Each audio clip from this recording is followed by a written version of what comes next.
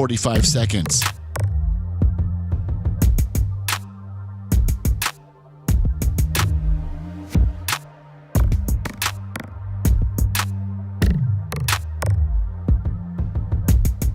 $30 seconds.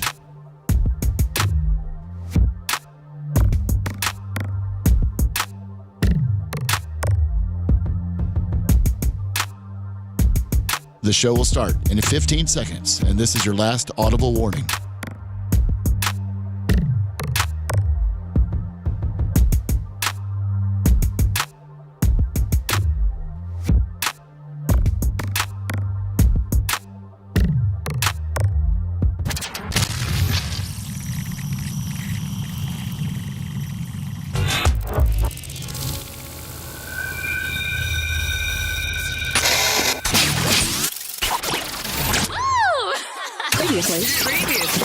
Previously on the Bubba the Love Sponge show. Over-the-counter codeine. Approximately how many deaths are attributable to it each year? Okay. Do we all put our numbers up? Yes. What do we got? Lummy guesses? 343,032. Oof, that's... Mine was 10,000. It was 100. Bubba wins! You're listening to the Bubba the Love Sponge show. Broadcast rights for the Bubba the Love Sponge show have been granted to this station by the Bubba Radio Network and is intended solely for the enjoyment of our listening audience. Any rebroadcast, retransmission, or other use of this production without the express written consent of the Bubba Radio Network is prohibited.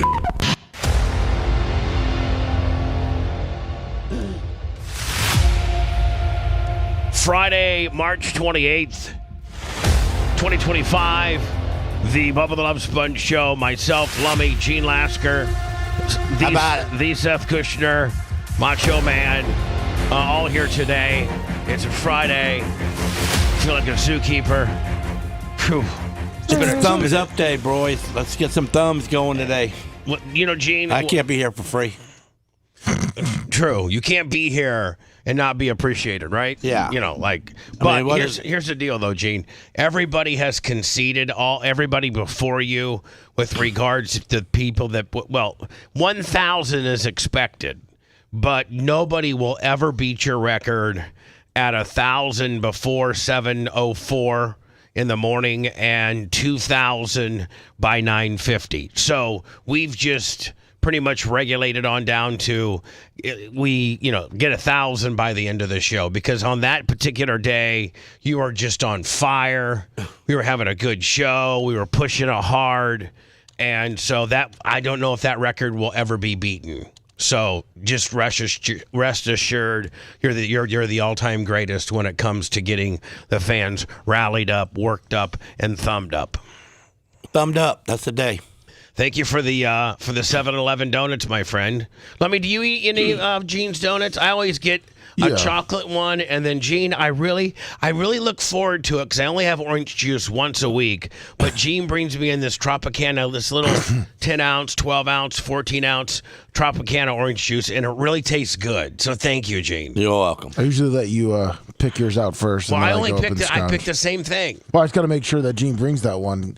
And Gene I always just brings grab a couple of everything. Yeah. If they got the ones with the cream in them, I'll grab some of them. Well, 7-Eleven knows on Friday to have he fresh didn't know donuts today. out. He didn't? Oh boy. Gino didn't know? No, he didn't know. Did he know who you were? Oh, he knows who I am. Yeah. Does he say hi to you? Yeah, I talked to him. I called him 7-Eleven. Hey, 7-Eleven, how you doing? And now, let me. What time does 7-Eleven start his shift? I believe he starts at 11 o'clock. All right, so he's on the backside. He's almost ready to leave. He leaves at around 6:30, and he usually shows up here at 7. Oh, now what days does he show up? He's trying to do 5 days a week. That might burn him out. That's on him. He's asking to come more times. Seth, he does come across as a grinder, does he not? Like a guy that just wants to work. I mean, I was working out with him in the gym. I mean, yeah. For real? He was in the gym? Yeah, he was in the gym the other day. Yeah, He was I'd kick him out though. No, hold on. Then him and I were locking eyes while I was on the massage chair for about 10 minutes. He just was staring at it. Locking eyes. Oh, I mean, locking eyes What? while on the massage chair. Well, I got nowhere to go, Bubba. I'm in the chair, and he's just staring at it, and so I'm just staring back at him. T-shirt will $20 You need and to shut tell- a pin at $20. You need to tell him to scram. This is my downtime. Well, that's what I had to do, Bubba. I came in there and I said, "What are you doing? Get out of here!" I told him to get back to work. Maybe Seth. Maybe I was waiting for Lummy to come get him. You know what? I got him. Hold on. Seth probably texted Lummy and No. said, "Get Gino out of my way. No. I'm trying to enjoy my massage." Well, he was standing there, and he's like, "I feel like I'm being annoying." I'm like, "Nah, you're just curious. There's a lot going on here." I would have said, "Yeah, scram." That's what I would have said. Well, that's what I walked in and I heard him talking. I go, "Who's Well, talking?" I mean, to he's Seth? really propelled himself. He's gone from being a tape ingester to now he's supersetting with Seth while staring into his eyes while Seth enjoys a 30-minute deep tissue massage. Yeah, it's. I'm going to look at him a lot different from here on out. Yeah. Let me now, Seth, did he get in your way while working out, or did you enjoy his company? Did he smack you on the butt after a good lift? I wish he would have grabbed it. What was the question again? But did he annoy me? No, the question was, while you were training, Oh, yeah. was it a nice change of pace to have somebody to work out with, or was he getting in your way? Could it be? Both? Yeah. Well, I don't need to work out with anybody. I just like to get in there and get out. But I mean, I felt like I was getting interviewed while I was working out, which made me feel special. Right. Do you know what you're doing in there? Yeah, Seth knows what he's doing in there. Oh, just the all of machines, them- Gene. all Nothing of them- crazy. All of them are machines, Gene, where you can't really mess them up. Like, No free-form stuff. Yeah, there's no like. Yeah, but you should know how to do it so you don't hurt yourself. Well, he does. I mean, he's ran through every machine. It's pretty self-explanatory. That's cool. Now, so Bubba usually makes us work out barefoot, but I keep my shoes on. Yeah, I prefer. Why you do that? It's just a thing that It's Hogan. supposed to be better too. You're supposed to get Arnold does it. ground you or something. All the old school guys. It grounds you. Yeah, it makes you one with the earth or something. I can't explain it, Gene. It's just something that I was always taught. Wow. When I was working out. So did you get a workout in yesterday? I heard you in there banging yesterday. Though I heard you in there. No, we might have been making. I did the podcast with Babyface. We might have been making some noise or something. Oh. I thought I heard you getting a quick little workout in. I know that Neil Mount Plaisir, $50. $50 on the super chat. Thank you, Neil. He did 200 during the blizzard yesterday. Did he really? Yeah. Thank God. We need it. It's towards the end of the month. Lummy, when I was on break, when we were on vacation, I don't know that I've promoted it one bit since being back for this week, but I didn't know that it was even open until somebody reminded me, but the Radio Hall of Fame, the National Radio Hall of Fame, is open to the public for you to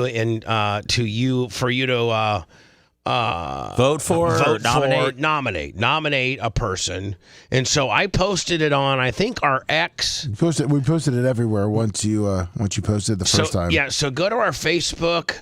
Go to our Facebook and scroll on down where it says nominate your favorite radio personality and put me in there, because that would be great, wouldn't it? How much of a rib would it be, Lummy, that I am in the Radio Hall of Fame but can't get a job in my own hometown? Yeah. Wow. It did pretty well and actually got 182,000 views. Oh, it did? Yeah. That would be like Tom Brady going back to New England and saying, "Hey, do you want me to step in for a year or two and pull the nose up on this team?" I mean, I think I got a lot of radio life left in me, don't you think? Yes, you do. I think as long as I am alive and can talk, I can be relevant in at least this city. Probably the greatest all-time radio host in this city, probably at all times. I don't know. Everyone knows you. So anyway. Go to our Facebook page and nominate me. That would be great. I'm in the Hall of Fame, but I ain't got no job. Did you see the mileage that the Linda Hogan meltdown got? Well, she looks pretty bad. Didn't we make a video out of it? Yes, we did. I sent it to you too if you wanted to. You think she looks bad in that picture? Oh, Gene, you didn't see the meltdown, did you? No. Oh my God. Is it on here, Lummy, or do I need to go to my page? I just sent it to you for just our video. Did you IM it to me? Yes, I did. Okay. So and which, by the way, Gene, we've later found out that she got 40% of everything that Hogan got. Why? What was afterwards? That was the divorce settlement that they had. That anything he ever makes again? From that point. The motion that says I've got this history of violence. So there was a story yesterday that she had this. Is it on? Oh, it's not. See, this is just our story, right? Yes. Oh, but I guess it shows her up in the corner, right? Yeah. So let me see where I can find her in the corner. Nuh-uh, that ain't her. Yes, it is. No, it ain't. Yes, it is. Right, over in Clearwater Beach, Shepherds. And she goes down there and visits them every day. Do you know that? Yeah. Oh, yeah. Yeah. Yes. So Linda. So this is from yesterday, Gene. Yesterday. Is she cracked had a out? meltdown on Facebook. That's not her. And yes, it is. Let me just send me the. I just sent it to you. Just send, don't send me. Yeah. We did a piece on it yesterday, but Lummy, but Gene, this is her meltdown that she had, and it's taken the internet by storm. And by the way, she lives in, I think, Sarasota. Yes, Sarasota and Bradenton area. And it says that Linda Hogan blames Hulk Hogan for her family being in the worst mess ever and hasn't spoke to Brooke in 8 years. And what did we find out? She's 78 years old? Yeah. Is that what it said online? I think they said 73, but I think she's really 68. Yeah, that's what.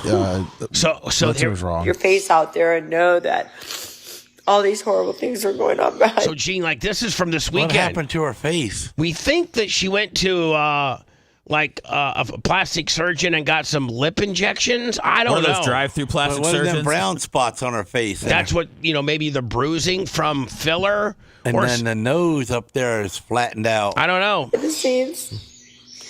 Yet he marches on. He marches on like, yeah. Oh, I'm promoting my own beer, real American beer. Yeah, look at me. Woo!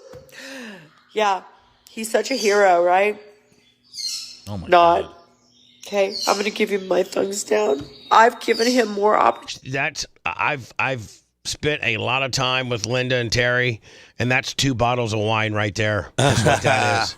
That's that's a 2-bottle whiner. Opportunities to come back. I don't really need to know much more about why her kids don't talk to her anymore after seeing this. Maybe I should get drunk one night, Lummy, and cry. Because she went to that young dude. Well, they broke up 11 years ago. Yeah. He sued her for money. I think Did he make any? Yeah. I think he won some money off of her. A couple million. Back and make us a family and try to Wow, something happened to her, bro. Man, I thought I'd fallen from grace. Man. Ooh, I need to start hanging out with Linda Hogan. I look like Bubba Pitt.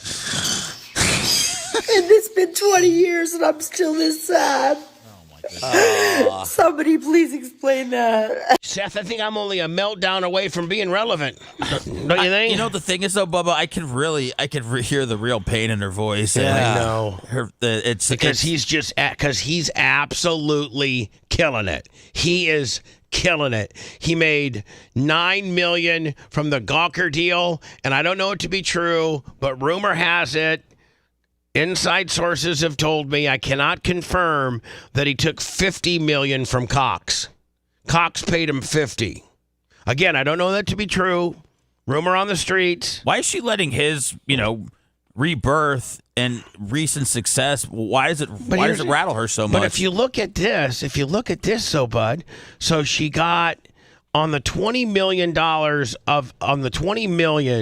she got 40% of that. So that was $8 million from the day they got divorced, okay? So let me put down 8. All right. Yes. So then in the $31 million that he got from Gawker, She says he took home 9. Okay, because she says that right here. Well, if 9 million, if he took home 9 million and she gets 40% of that, let me write down 3.6, okay? 3.6, okay. And I don't know it to be true. It could be completely not true, but rumor on the streets is that he took home 50 million. Again, I don't know it to be true, from Cox, and that's another 20 million. Okay. So what are your numbers? 3.6 million. Well, you got 8 years. Okay, 8 million. Yes, and then you got 3.6 million. 3.6. And 20 million. And 20. That means she's taken home $31.6 million, and she's blown it all. How? I don't know, Gene. How? She owned all of Sarasota with that much money? She's blown it all. She blew it all. I don't know.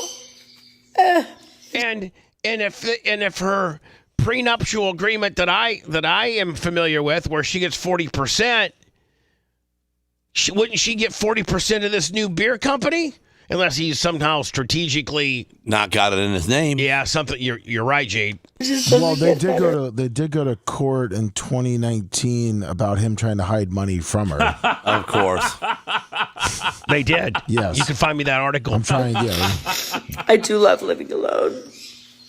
I don't ever. I think living alone. I do love living alone. I think living alone suits you well because I don't know a lot of men's that would put up with this. Hey, how many rich guys, hide money? Because I'm hearing about Hogan, and then Tony Soprano hid money in the backyard because he didn't want Carmella to know about it. So now I'm trying to start to wonder how many people actually are hiding money. All successful rich men. Really? Yeah, that's great. Very good after him. Trust me. But I love my animals, and my lawyers were in cahoots with his lawyers. They had everything set up where they were cashing in on me. Yeah. Half of my settlement went to lawyers and back into the lawyer pot. And I ended up with hardly anything. What's funny is the clip we clipped with this, you and Hogan both said the lawyer she was using, Rayful, was pretty much just going to drain her dry. See if you can find that timestamp, okay? Okay. I worked for 25 years for free, basically. And then the settlement that Terry got for fucking another friend's wife. That's my wife, Heather. Behind my back. Yeah, he got $30 million for that. Mm-hmm. Yeah. How does that make you feel, right? Well, I mean, it should make you feel pretty good if you're getting 40 clips of it, right? Yeah. I mean, another girl. I mean, Gene, if your ex got caught having sex with somebody and she got $30 million for it, but she had to roll off 40% to you, which means you got got to be another one out there for you. Hurry up. It's really just not about the money, though. Oh, it is. Okay. It's that I've given him the opportunity to try to make things right with my daughter. Which, by the way, hasn't spoke to you for 8 years. And try to make things right with my son. Nick, who would have been in prison for a long time had I not done something. Boy, I wish I could tell the story. And help him. But yet he's just like, here's a little bone. Here's this little chip. Here's a little something for you. He treats everybody like they're his ex-wife. Here's a little cookie for you. Here's a little cookie for you. Like, we mean nothing to him. I meant nothing to him, even though I earned a $20 million empire with him by I don't know what the fuck we got divorced, 2007, whatever, 2007. 2007, Seth. Great, that was a great time. We had like a $25 million empire.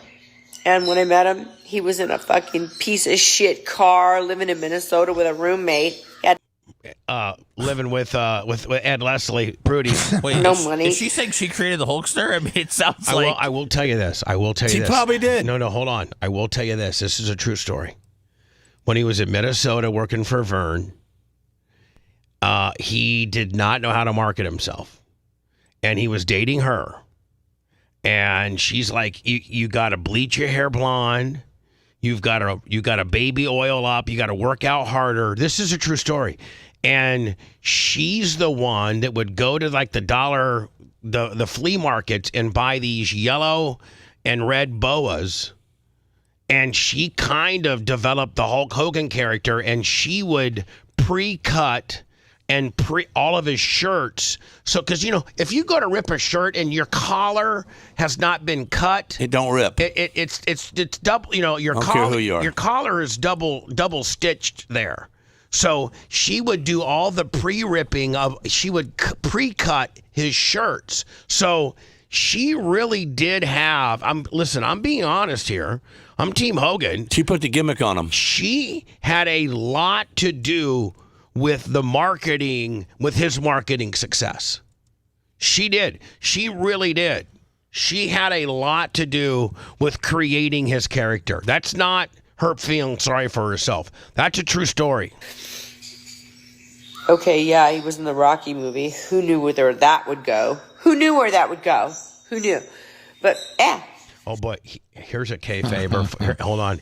Here's a kayfabe story for you that I could probably I could maybe get in trouble for. Lum, you want to hear this? Yes. Yeah. The reason why she's got so much heat with the Rocky movie is that she stayed back in Minnesota when he flew out to L.A. to shoot it, okay? Yes. Well, remember the magazine We? Yes. OUI? Yep. It was a gentleman's magazine. Yeah, it was big at the time. And it was called We. Well, he had just got done shooting Rocky, and everybody on the closed set saw how big and huge. Now, Sly Stallone's only 5'6", 5'7". He's not that big. And Hogan was legitimately 6'6" at the time. So when they were filming, all the extras and all these people, and Hogan was a virtual unknown. He was only known in the Minneapolis Vern Gagne territory. Like, he was only known in that part of the country as the Incredible Hulk or Terry Boulder or whichever. I don't know what name he went by. But he was regionally known. Well, Rocky III instantaneously put him on a global map. Well, before he left L.A., Sly said, there's this magazine that wants to do a shoot with you with 3 models by my pool. Would you? And so the We magazine, at this time, Hogan's not making any. Did you know he made $18,000 for Rocky III? He made $18,000 for Rocky III. That's it. But it was his opportunity to, obviously show the world, discover the world of Hulk Hogan. And Vince wanted to fire. Vince Sr. did fire him. So he's in L.A. for the last day. He goes to Sly Stallone's pool, and they bring these 3 hot-ass models, nude, and he's not nude. His wiener's not hanging out, but he's got his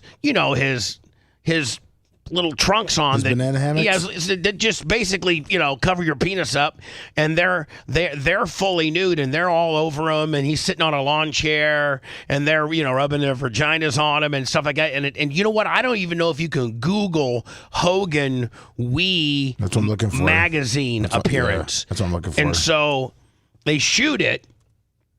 Well, it takes 30, sometimes a month or 2 after you shoot the magazine shot for it to actually make the newsstands, right? So Hogan goes back to Linda in Minneapolis. He doesn't tell her about the We magazine shoot. He's just like, oh yeah, man, the movie's gonna be great. It should be my breakout deal, whole 9 yards. Sure enough, the movie comes out. Well, We magazine held on to the footage until he erupted. And once Rocky III became this huge thing, We magazine then rolled out the Thunder Lips shoot. And Linda saw it. So she was like, well, when did you shoot this? And Hogan's like, well, it was like the last day, and Sly really wanted. And Hogan put all the heat on Sly, saying it was Sly's fault and everything. But I don't know that anybody's ever heard this story. But that's one of the reasons why she has such a bad taste in her mouth about Rocky III, is not because of the success of the movie, but because Hogan shot a wee spread when he was out there that got him heat once he finally popped. It may have been scrubbed, or it might not even be available. Yeah, I'm looking for it. I don't see Who it. knew where that would go? Who knew? But we hooked up before that, and then all of a sudden it just ignited, right? So it wasn't after that; it was before that. But there you go. That was her big promo that she cut yesterday. I sent you the time. Yeah, to where you kind of start talking about it. 8/11 in ours. In 8/11. Yeah, where you talk about how the lawyers are just, and he's trying to just settle. And all right, here we go. Let me see. 8/11. Boom. The motion that says I've got this history of violence, and that she's fearful. Help you out, Tuck. What do you got? What do you got to say, Tuck? Oh, hold on. Now Tucker Carlson is on the phone with me, wading through all this nonsense. Oh, I'm sitting here with my jaw hanging open. You're just here's getting the deal. so Linda filed bummed for divorce from me. I've been married to her 22 years. Why doesn't she take half and move on and let a judge decide what she's going to get for alimony? Right. I mean, what is wrong with half? Kids' money. I worked my whole life to save this money for my children. Hey, Tuck, she wants more than half. Yeah, instead, she's got this lawyer, Branco, out of Miami, that in People magazine says, this is going to be a war. I don't want a war. I just want to get away from her. Hey, Tuck, rather than to go to mediation, these lawyers are just churning and churning and churning because Hogan, has the money at this juncture to pay the bills. But listen to this, Tuck. Not only does she want half, but Hogan's like, bitch, take half. Take 60 points. I don't give a fuck. You can have half of everything. She wants half of future earnings, Tucker. And guess what, Lummy? As much as we thought it was absurd then, she ended up getting 40. She got 40% of future earnings. And half of all of his service and trademarks of being Hulk Hogan. She wants that, too. See, I think you should just hire the stable of the meanest lawyers you possibly can, and just do a full. Do what Paul McCartney did to his wife. Well, you know what I mean? And the thing is Terry. I mean, again, you've been so decent throughout this whole thing, almost too decent to the media. Yeah, way too decent. And meanwhile, she's been cunting around town, doing her thing. And on top of it, I don't know if you. I know all that. And I sent you one of the pictures. Joe the Supermarket had one from We. Yes. You're kidding me. No, I just sent it to you. Joe, great score. We still hate you. All right, so Lummy, does that not validate my story? Sure They're not naked. Oh, I don't know. We can't. The tops are off. We can't show it. Yeah, we can't show. We can't show it. We can't show it. Yeah. But he was pulling their bikini off. See him? Yeah. Yeah. So he should have got in trouble for that. No. From his wife? It was a photo shoot. They were just dating at the time. You when they did that to your wife. Oh, don't talk about what I'm going to do to my wife, okay? If you're just dating a chick and she's back in Minneapolis and you just shot the potentially what's going to be I think Rocky 3 at that time might have been one of the biggest movies ever. So he wasn't married yet. No. Oh, okay. He was just dating Linda. She was helping him with his gimmick. His Hogan gimmick. Right. That was his last. Lummy, doesn't that not validate my story? Yes, it does. That was his last day in L.A. Slide's like, yo, there's this magazine named We. It wants to take a picture of you and some. And so he did. And then, but by the way, Lummy, I have to give Joe the Supermark. I got to give him a Timble for that. I know a lot of people hate him, but my God, that's a great score. It's got something to do with Hogan. He's got it all from the beginning. I mean, he's got Hogan laying on his back right now. For life. Hogan's getting bed sores every day. Mm-hmm. So anyway, yeah, there you go. That's why she hated Rocky 3 so much, because when he was in L.A. Now, don't forget, she was a Los Angeles girl. She grew up in Los Angeles. I always thought she was in Rocky 3. No. She had a hot blonde as his corner person. Well, it wasn't her. Yeah. Her maiden name was Claridge. Her last name was, and her mom's name was Gail, and they lived like north of L.A. And her dad took Hogan for a whole bunch of money when Hogan first hit it real big. Her dad was into guns and things like that, and I think Hogan loaned him like $2 or $3 million to open up like the Claridge AR-15 gun collection or something like that, and he took Hogan for a whole bunch of money. Yeah. See, that's the bad thing about it. When you start making money, then family all comes around with harebrained ideas, for you to invest in this or that or whatever. So go to our. I think it's on Facebook. I think it's on YouTube. I think there's is there a link on X? Yes, it's everywhere. Instagram, everywhere. Everywhere that you can post a 22 everywhere you can post video. it. Yeah.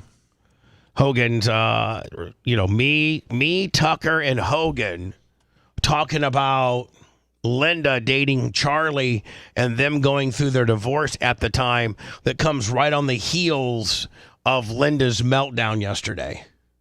God, that was a meltdown. If you have bruises on your face now, I can't think of having bruises on your face if you're single from any other reason than maybe going to get some type of plastic surgeries deal. Why else would you have bruises on your face? Yeah. Did a horse kick her? I mean, right? A horse bruise. I was worried. By the way, are our shavers charged up? Yes, they are. Are you ready to complete that job? Yes. Can we do it right after? Because what are we doing after the show? Well, yeah, because you're going to throw if you got something that's more important. Colton's coming, so we don't really do the little weekly wrap-up show. Right. So I told Cole we were going to trim the rest of the goat and then do it. We trimmed the goats. Did you make them look like poodles? That'd be cool. Well, no. Like little lions? Yeah, we should have. We didn't really think about it, but we should have. Yeah. Should have made art out of them.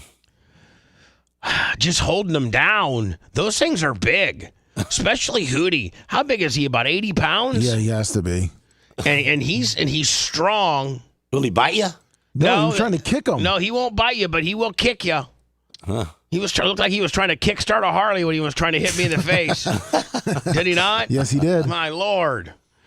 So the half of the Sweet 16's been set, right? Yes, it has. The other half gets set tonight. Yes. Florida made it in. They beat Maryland. Yeah. Duke made it in over Arizona. Alabama over BYU. And Texas Tech and Arkansas went to overtime. That was a close game.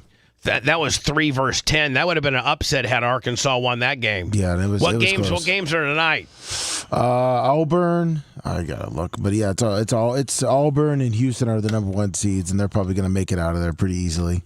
So tonight, the other half of the Sweet 16 gets 4 games, and then they'll play Saturday, Sunday to make it down to Will they make it down to the Final 4 this weekend? Yes.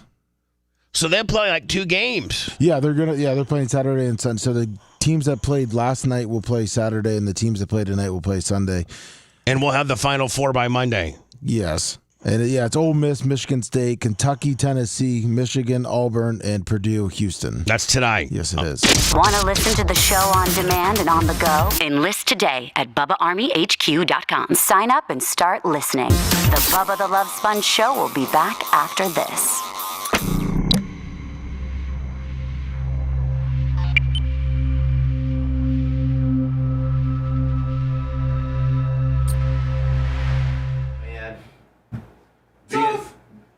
Huh? Yeah, well, losing her family. I mean, losing Hulk Hogan. Okay. Isn't that on her? But her kids, Bubba can relate with that. I don't care how you are. Yeah, I lost my kid. Huh? I lost my kid. That's what I'm saying. You can relate with her right now. You know what that feeling is. I'm gonna go with them hanging there. I just didn't want to. Yeah, no. But I thought Nick was a mama's boy. I thought he'd never leave for his mom. I mean, if she got drunk like that and went on the internet, what do you think she was like? When cameras aren't rolling. Oh my God! I mean, I can't imagine. I saw her kick Brooke. Jesus! I saw her actually physically kick Brooke, and called her a fat cunt. Is she what? Was she an alcoholic? Yep. Yeah. Absolutely. Yeah. Absolutely. You gotta be a fuck god, man. And we'd go to dinner, and early on she'd be funny, but then you know how alcoholics go from funny to being mean? Yeah. That would be Berto. That would be the timeline. She didn't get back by like the time dinner was over. She was mean as a wildcat. Well, like when we was at the stadium that time.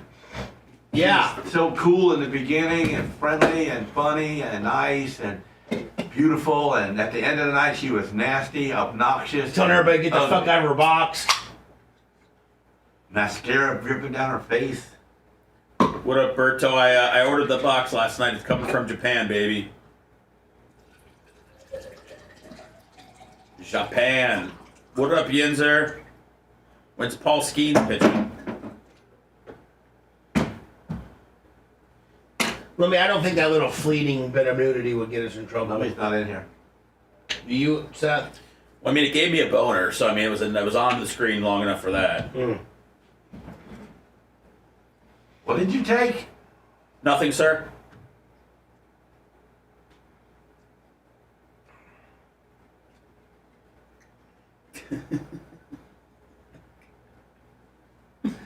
Oh, man.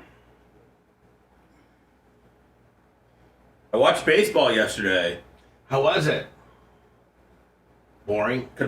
Just conflicting. It's just I'm rooting for a team with no final destination.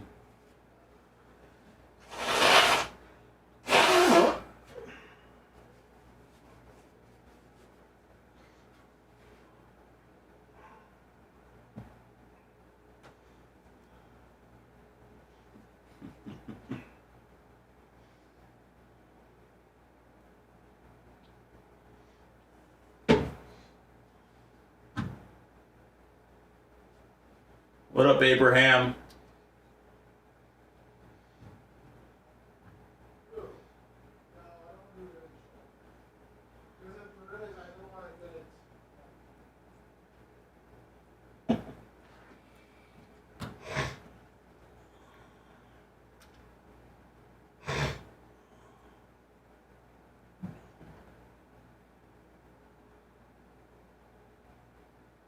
Someone needs to do a baseball, college basketball, NBA, hockey parlay.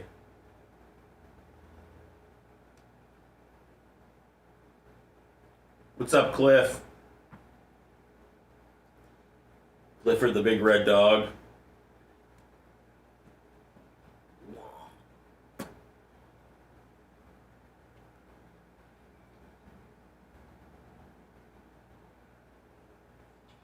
I was F-boy just just one short year ago.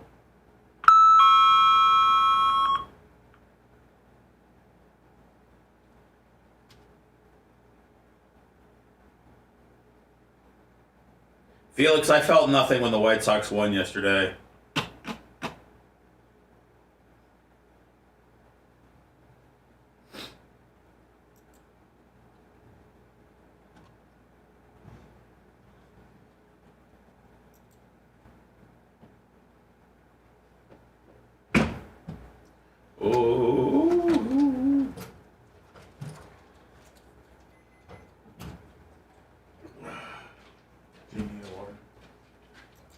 Thank you.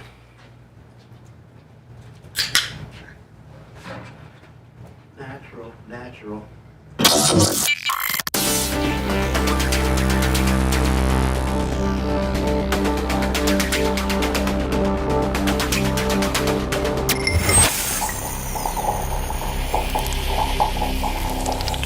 Broadcasting live from the Aquabito studios. Aquabito.com/Bubba. It's the Bubba the Love Sponge show. Lummy, did you ever get the guy that was going to kill himself's phone number? No, I sent him an email, never heard back. He died. Neil Mount Plaisir, $50. Y'all killed him. Y'all could have helped, but you didn't. Neil is on it today. This one's for you, Neil. No, did you hear the email yesterday, Gene, where he's like, I heard a lot of the show yesterday. Made my whole day. I need to talk to Bubba. I need to talk to Dan. I don't know if he said it's life or death, but he was like, it would really help me out. I just saved my life. I need to talk to Dan or Bubba. And he kept saying several times, I need to say it's going to save my life. But Joe dropped the ball and didn't help the guy. No, he doesn't. He doesn't give us a way to get a hold of him. Phone number. He didn't give us a way to get a hold of him. Redial. No, he sent us an email, Gene. Oh, you can't redial emails. No, you can't. No, there you go. There's the quote of the day, Lummy. You can't redial emails. No, you can't.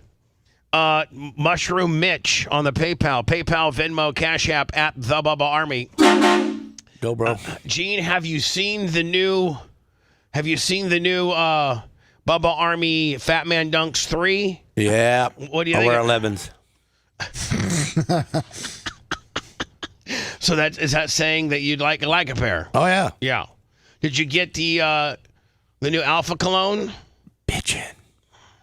It's Alpha. It's not bitchin'. Oh, I thought that's what it said. No. Oh, it's not. okay. It's not Bubba Army. Well, why are we whispering Alpha? It's not Bubba Army. I thought that's why we whispered it, because it's bitchin'. Bubba Army, bitchin'. Yeah, it's better. No, Bubba. That's what I've been saying to my wife every time she smells it. What does she like it? Yeah. Yeah. Does it get her pheromones going? She's always got them going. She's young. Yeah, true. But you do have a bottle, correct? Yeah. Okay. Gene, when are you going to be getting your Tesla truck? Oh, hold on. I know. Are you going to He get has to. He said if I got to, because I said I'm going to get one and I'm going to wrap it, but I heard once you wrap them that you've ruined them. Yeah, that's what I heard too. Because you cannot. The way wrap sticks to stainless steel. I'm just going to put a Tesla emblem on my hood of my Ford, and then put me a bed on the back with a straight sheet of aluminum, and then wrap it. You know what I'm saying? I can make a body on my truck. You're going to turn an F450. I'll have the first Tesla dually. You're going to turn an Ford F450 into a Tesla. Well, I just hide the body with aluminum sheets. By the way, that's what Gene calls Teslas. That's what Trump calls it too. Teslers. They have a bunch of sound bites of Trump saying Tesla. Tesla. What's the problem? So, Gene, I don't think you would want to spend $131,000 on a Tesla. Well, there's a clip that he said if Elon saves those astronauts, that I would go and buy a Tesla. I went and looked at them. Boy, they sure are ugly. They are ugly. But I will tell you this, Gene. You know what? Here's the thing. I'm thinking about doing something for the Tesla people, though. Gene, it'll smoke anything out there. It sure does. It's so fast. I mean, other than your sprint car or a sprint car that we've driven, it's the fastest thing I've been in from block to block ever. Right. Most everything I've been in spins the tires for 300 feet. It's the fastest street legal thing you've ever been in. Yeah. Because you know why? It is instant grip. There's no spinning of the wheel. There's no clutch. I was on a hell ride with Diaco because he ain't no driver. Well, all right. I mean, he scared me. Hold on, he scared you? Yeah, I was having to hold on because I didn't believe in him. Here's the deal. Gene can drive like a wild man, but as soon as he's not in control, he gets scared. Yeah. Oh, he's got an email. What's that? He's got an email. The guy sent the phone number. Oh, he did? Yeah, I just there texted you go. to you. Did you send me the number? Oh, yeah, I texted to you. Okay. And what's his name? Larry? No, Jeff Lane. Jeff Lane. Okay. He said he can't believe you forgot that. Jesus, Jeff. Quit taking yourself too seriously, buddy. I got a lot of things going on. Jeff Lane, Fred Lane, Jimmy John. I don't know what the hell is going on around here. Well, why don't you save a life, Bubba? I'm gonna. What else is going on? I'm gonna call him right here after this phone call. Hello. Hey, Bubba. Yeah. Hey, good morning, everybody. Lasker, glad I'm getting to hear you. Thank you. I'm just wondering if Lasker gets that Cybertruck, think he can go out front and lay a burnout strip and see if he can do better than that Hemi? I don't think Cybertrucks can do burnouts. No, the computer's hooked to gription. Yeah, they got the gription, so there's no wheel spin at all. Don't allow it. Which is one of the reasons why they launch so fast. Is because it's instant gription. It'll make you car sick. Yeah, it's like being on a really high dollar roller coaster, isn't it? But it's like when you sit inside of it, the way the windows are shaped and straight and angled on the corners, it's like you're sitting in one of them spaceship, like a virtual car. Yeah, like you're not a real one, but you're seeing screens. Gene's not getting one. I got to save a life. Stand by. I'm going to build my own. Gene, you're not. Get this guy a meeting with Elon Musk. I just copy the body. It ain't nothing. I mean, it's not like he's got any good form to him. It's just straight angles. I can read an angle finder. All right, this is Jeff Lane. Jeff Lane is his name. He wrote the show. Please leave your message for the dead guy. Are you kidding me, Lummy? Yeah. So I'm gonna. He just emailed us. At this point, this That's feels his number. like Troll City. a troll attention grab. Ding, ding, ding, ding, ding, ding, ding, ding, ding. Thank you. Ding. Troll attention grab is what this is. Who sends the email and says, "If you call me, you can save my life"? Babyface. This is the last time. And if this, I can go on record by trying to say that I. It's a different tune, though. Beep, beep, beep.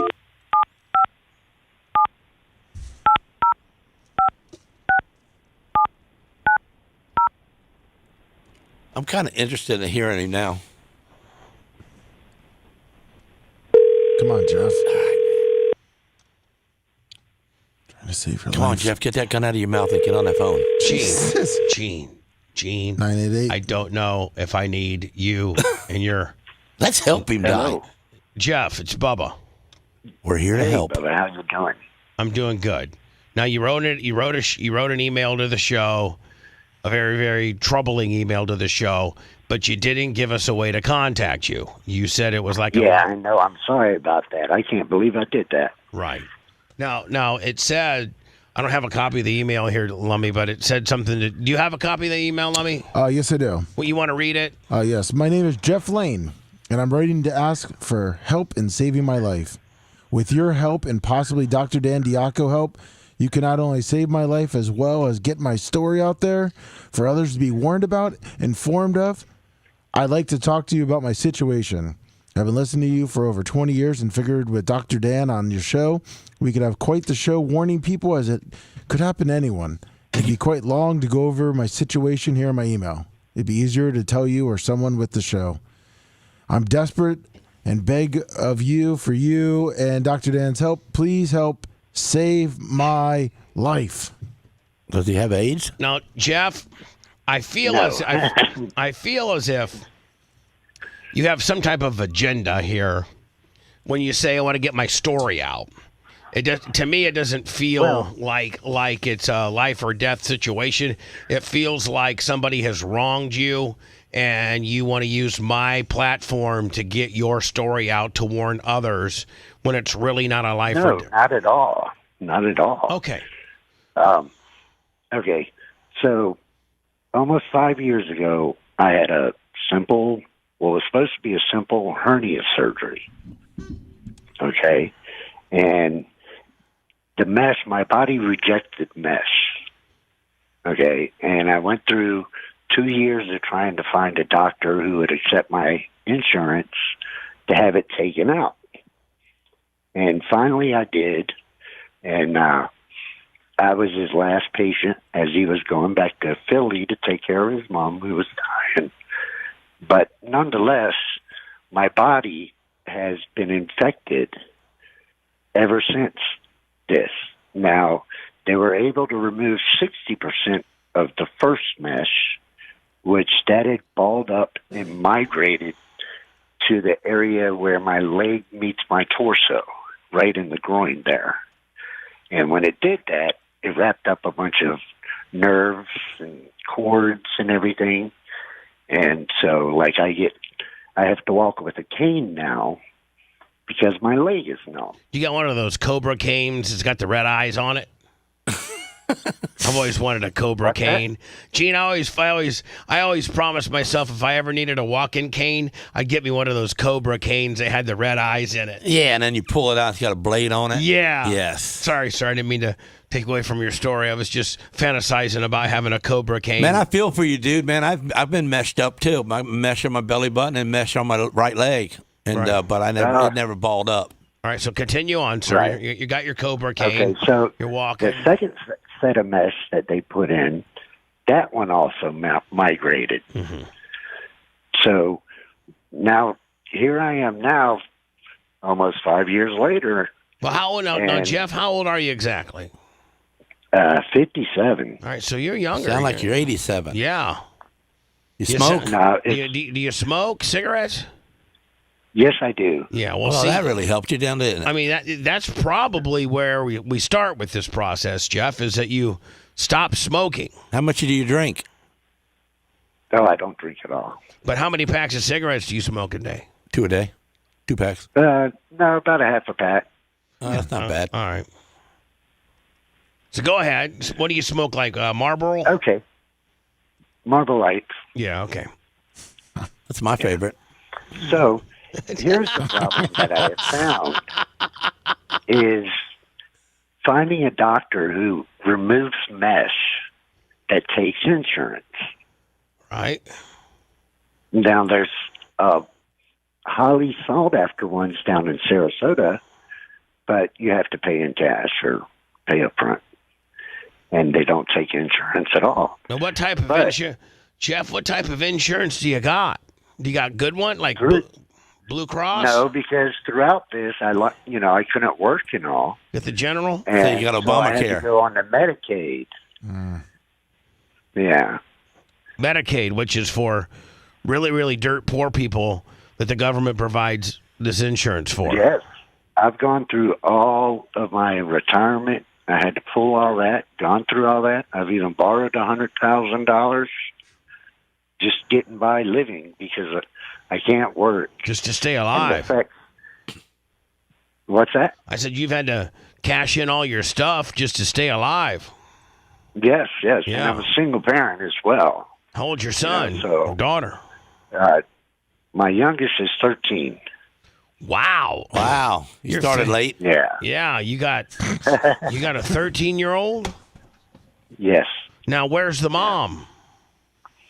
She's never been in his life. Oh, okay. I've raised him by myself. Was it a crack whore, stripper? No. No.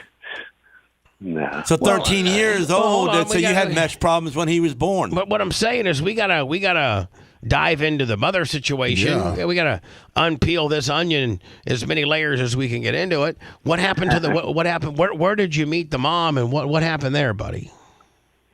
I'm originally from Virginia Beach, and that's where I met the mom. So she was your cousin.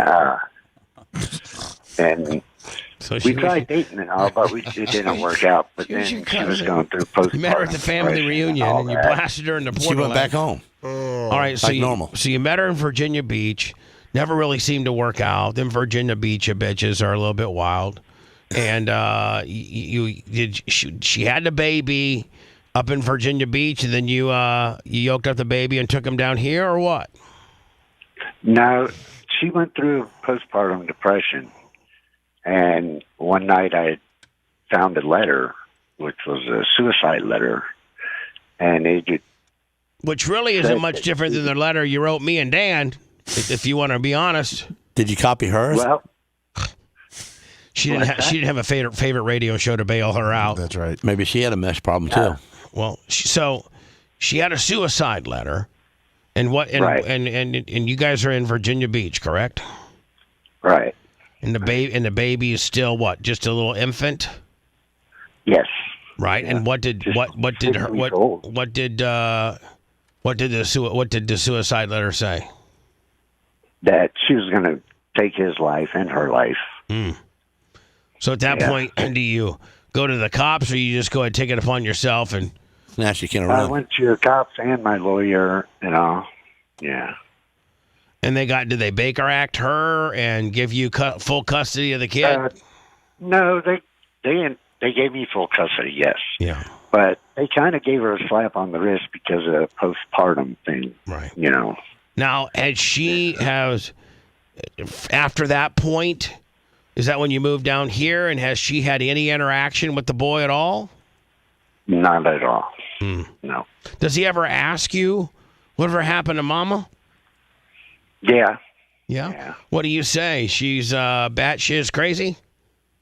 No. I just tell him that she didn't his want mother you. got sick, and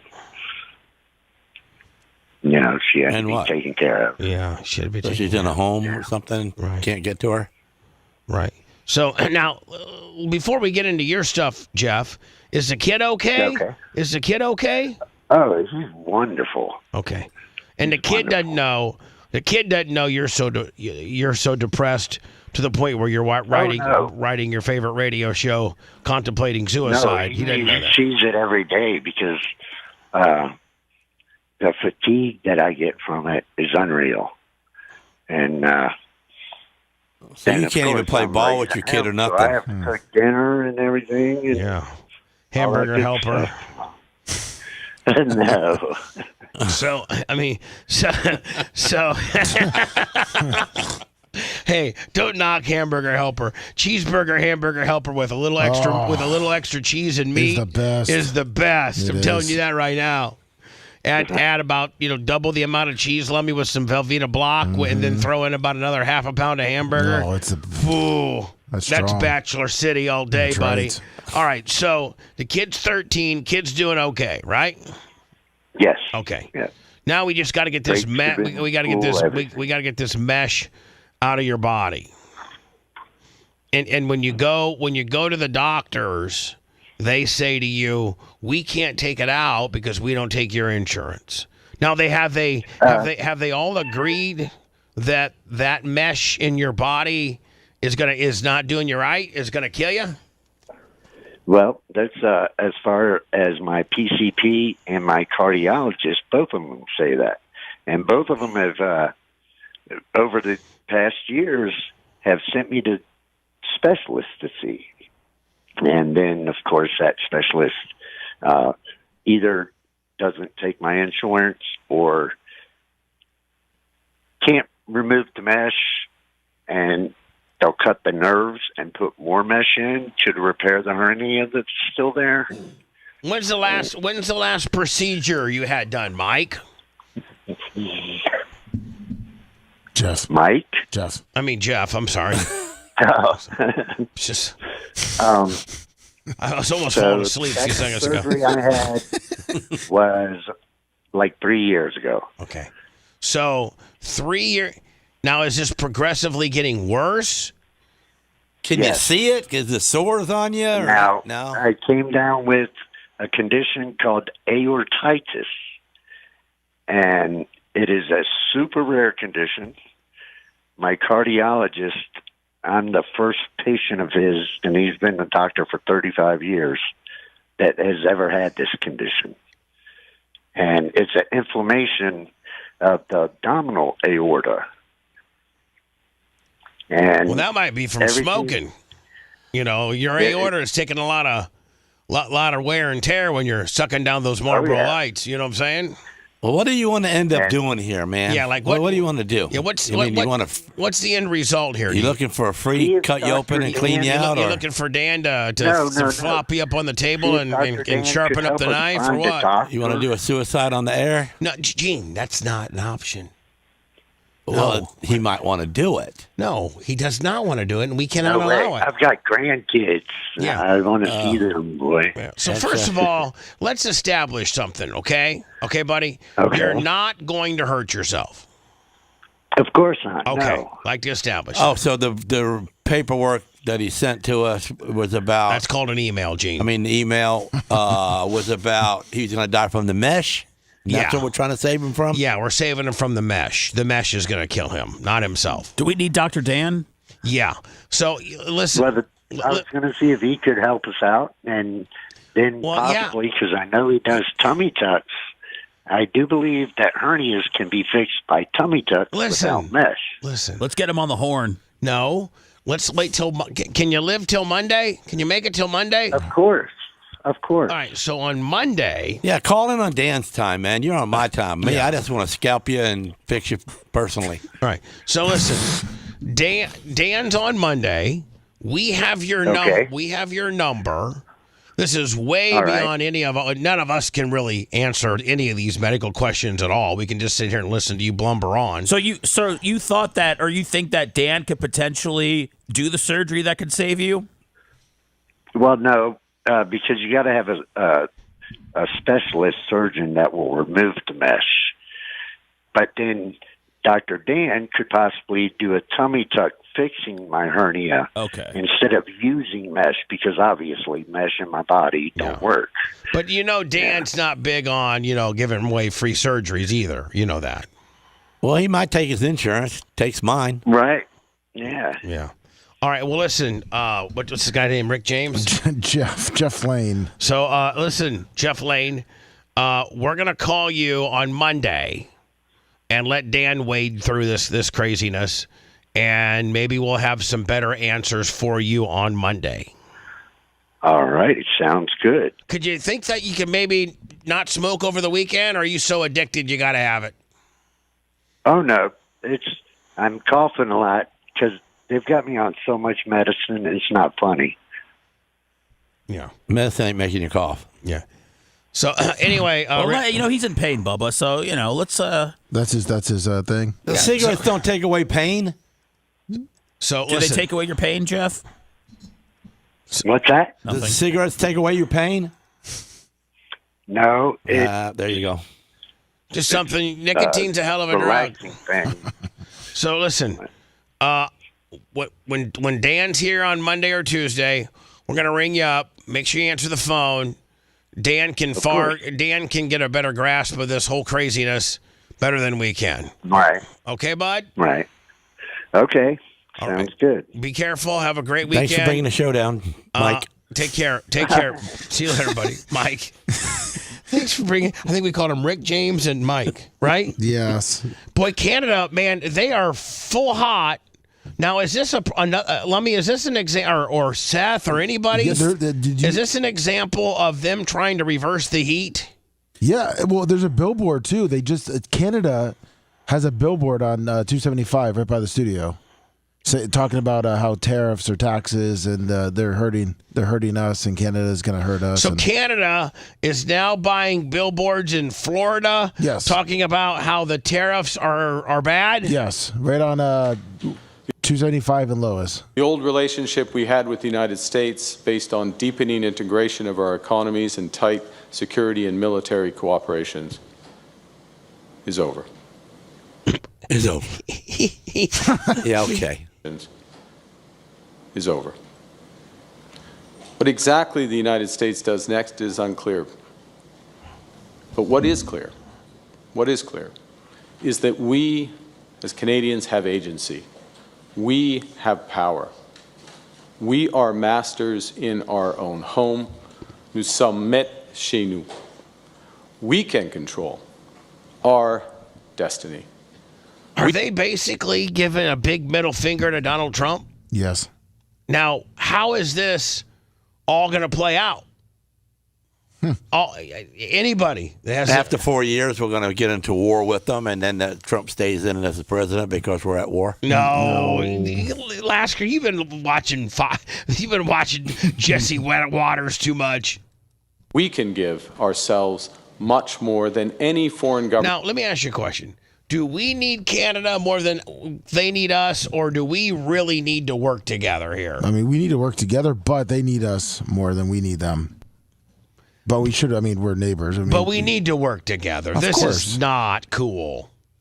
Right? No. Is Trump just boss hogging his way in here to try to just crush the little guy for them to give in? And he's not doing this very diplomatically? I'm just asking for a friend. No, if you look at it, the other countries have always put tariffs on our stuff, and we never put tariffs. We did free trade with them, where he's like, okay, well, if you're going to give our stuff that we make here 30-40% tariffs on it, we're going to give your stuff 25-30% tariffs on it. So they had a tariff on our stuff before we decided to put a tariff on their stuff. Yes. That's pretty much, a known fact. Yes. Government, including the United States, can ever take away.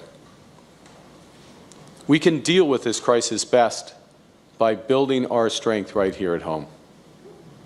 It will take hard work. It will take steady and focused determination from governments, from businesses, from labor, from Canadians. Is this, in our lifetime, the biggest, sticking point / whodunit we've ever had with our northern neighbors? I don't know that we've ever pissed them off this much? Or is it always in our lifetime just always been where? Well, how often have they been? How often has the president said that they're going to be our 51st state? I don't think ever. Well, I mean that's what I'm saying. I mean, I know he's I trying to get can't things accomplished with them. I can't think that we've ever had a more adversarial relationship in our lifetime with these people. Like, this is the worst it's ever been. Remember last time Trump was, remember he was calling out Mexico left and right all the time, and I think we're getting cool with Mexico, or a little better. I think we're getting cooler with Mexico, and we're getting dickier on Canada. And it used to be the opposite way around. We were cool with Canada and a bunch of dicks to the Mexicans. We will need to dramatically reduce our... Why can't we be cool with both? ...reliance on the United States. We will need to pivot our trade relationships elsewhere. And we will need to do things previously thought impossible at speeds we haven't seen in generations. So, obviously... tell me you got a big problem.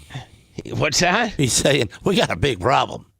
And I think that news conference wasn't intended or directed to Americans. I think that was directed to their people. To Canada, to Canadians saying, we got to step it up. We have got to make some quick decisions fast, find some partners that we can work with, and subsidize some of these things that we import from Canada before we go hungry. Because the orange man down south is insane. He's unhinged. He's killing us. I ain't even got a year. I can assure you one thing: we're going to make sure that we inflict as much pain as possible to the American people without inflicting pain on the Canadian population. And wow, that guy needs it. No, this guy, I think kind of Tom Holman up the other guy's speech. I think the other guy's speech was a little more diplomatic, and I think this guy just says it like it is. Is that the guy's brother that used to smoke crack? Yeah, Rob Ford's brother. This is the guy. Doug Ford. Yeah, Seth, you're right. Remember the mayor of Toronto that got caught smoking crack? Yeah. This is his brother. Who is the premier of Ontario. But I can assure you one thing. He looked like Brock Lesnar's dad, does he not? He does. But I can assure you one thing. We're going to make sure that we inflict as much pain as possible to the American people without inflicting pain on the Canadian population. Now, listen, Trey Ford, you're not dealing with the most sane man in the world down here. You shouldn't be saying that stuff. Just saying. You might want to say it a little more diplomatically, like your other dude did. What's that, Seth? I sent you a commercial that the Prime Minister of Canada did with Michael Myers, pretty much saying that Canada will never be part of the United States. Let me see if I can find it. So they're running stuff in Canada, letting them know that everything's going to be okay. Oh, let me see if I can find it. Spending a lot of money on advertising. Yeah, they're spending a lot of money on advertising, are they not? Yes. Let me see. Open in browser. There it is right there. I think I found it. Here it is. Is this it right there? Yeah. Okay, here we go. Hold on. We got to turn the volume up, of course. Let's go. Now, is it Michael Myers? He's a Canadian. Yes. Mike Myers, right? Yes. From Wayne's World, Austin Powers, from Saturday Night Live, right? That's the actor. The actor. Let's go. Mr. Prime Minister, Mike Myers, what are you doing here? I just thought I'd come up and check on things. You live in the States. Yeah, but I'll always be Canadian. But you live in the States. Yeah, so? Do you remember Mr. Dressup? The children's show on CBC? What were the names of Mr. Dressup's two puppet friends? Casey and Finnegan? Bud the Spud? Howie? Meeker? Capital Saskatchewan? Regina? Tragically? Pip? You're a defenseman, defending a 2-on-1. What do you do? Take away the pass, obviously. What are the two seasons in Toronto? Winter and construction. Wow. You really are Canadian. Yeah. But let me ask you, Mr. Prime Minister, will there always be a Canada? There will always be a Canada. All right. Elbows up. Elbows up. Is that a hockey saying? Elbows up? I actually don't know what it is. You know what, Seth? I don't either. I don't know either. Well, why wouldn't you ask when you seen it happening? Why would you just look at something Alexa, that you don't know? What does elbows up mean? Elbows up is a phrase used to indicate readiness for a fight or to strike back. Oh. It is associated with sports like boxing and hockey. Yeah. It comes from hockey. It's become a rallying cry against U.S. tariffs. Oops, we're not sure of that one. That one got through. The Hogan Wee deal. The Hogan Wee. So it's elbow like if you and I are sitting on the hockey ring, Seth, and they're getting ready to drop the puck, I turn over to you and go, elbows up, eh? Yeah, and you go, yeah, elbows up, eh? Hey. And then we take, next, as soon as the puck drops, we just take off our gloves, drop our sticks, and we go elbows up, eh? So if some Canadian gets in my face and he goes elbows up, elbows up, I swing, right? Yeah, don't even give him a chance. Yeah, I ain't saying elbows up. I'm going to do it. Yeah, catch him by surprise. Yeah, I know what that means. Elbows up, eh? A. The prop they like to put A on like that. On everything? Yeah. Okay. Like what's going on, eh? Hey. I thought that was Australian. No, that's Canadian. Oh, wow. Elbows Did up. they steal it? The Australians steal it? Elbows up, eh? Hey. When I returned, Lummy, there's this girl who went, this is in our own backyard. Yes. Clearwater Beach. And I didn't know why we didn't think of this, but we should have. Yes, we should have. All we have to do, Lummy, is just get T-shirts that say YouTube Live or like YouTube television or content creator because people just gravitate to it. I did that back in the day. People, or let me, even our first Florida News ones. Yes, we need to get some more of those. Yeah. And send somebody on the beach just to ask stupid questions like this. Yeah, works perfect. It really does. I mean, because the college kids are down on spring break right now. Right now, they're on spring break. Yeah, till, remember the VCR? Remember the cameras back in the day, like in the 80s and 90s? Like in the Girls Gone Wild days. Yeah, and the big square one. They were the size. They were literally like the size. I put an MTV sticker on the side of it and had an MTV T-shirt on. And we go to Causeway and just walk with it. Didn't even have a battery pack. But people thought I was videoing for MTV, and they'd all run up to you. If you liked that segment, then you'll definitely like the new redesigned BubbaArmyHQ.com. We'll be back to the Bubba the Love Sponge show after this.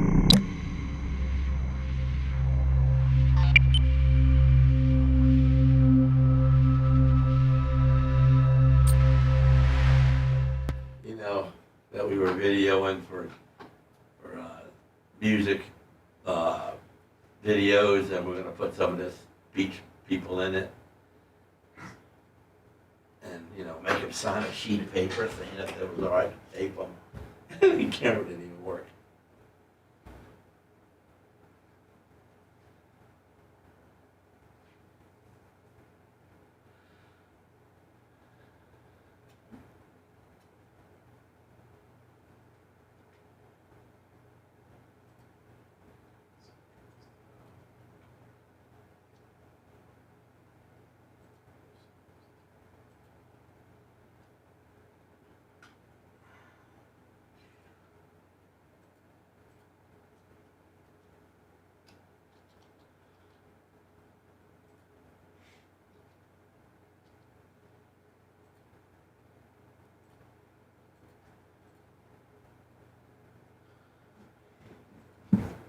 You didn't like my idea for the parking, Gene?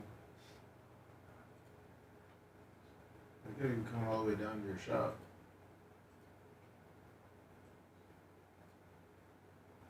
Gotta get on it. What's up, Neil Mount Plaisir? Love Army Tips, hit the thumbs up button. Thumbs up button. Neil Mount Plaisir, $100 on the BubbaArmyTips.com. Make sure we come back with with a good place, ain't it? That's a good place to be. Right? Let me make sure we come back with him. Will do. Thank you, Neil.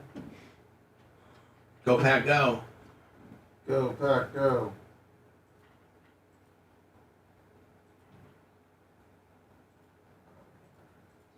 Thank you, Neil.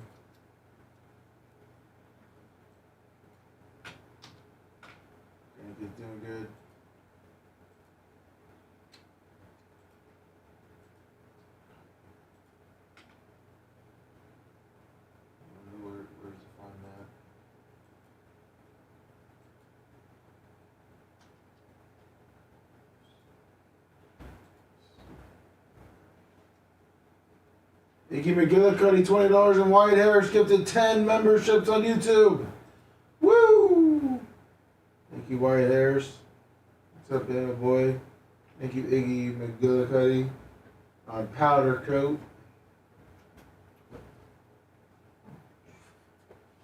Why did that building in Thailand fall? Did they make it fall on purpose? Earthquake. No, it was an earthquake. Nuh-uh. A 7.7. Woo! There's a crazy video of there's a pool. I got it. Is it the pool? Yeah. Oh, I said that? There's so much scaffolding around it, though. I thought maybe they were just building it. Yeah. The scaffolding was already there. I mean, did you get the 20 from Iggy? Yes, sir. Powder Coat. I was going to come back with it. What's up, Dan? Powder Coat. And the 10 gifted subs on YouTube from Wyatt Harris. Did I get it? Damn it. No.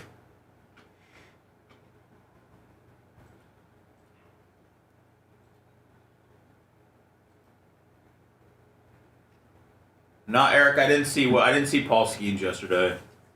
In Miami? Is that where he was? Yeah. He did pretty well. Yeah. I turned it off last week. He had like 5 strikeouts in the first 2 innings. Pretty decent. Man, he's like, there hasn't been a pitcher. I mean, obviously he's delivered. It's not hype, but I can't remember the last time a pitcher was so popular. I know.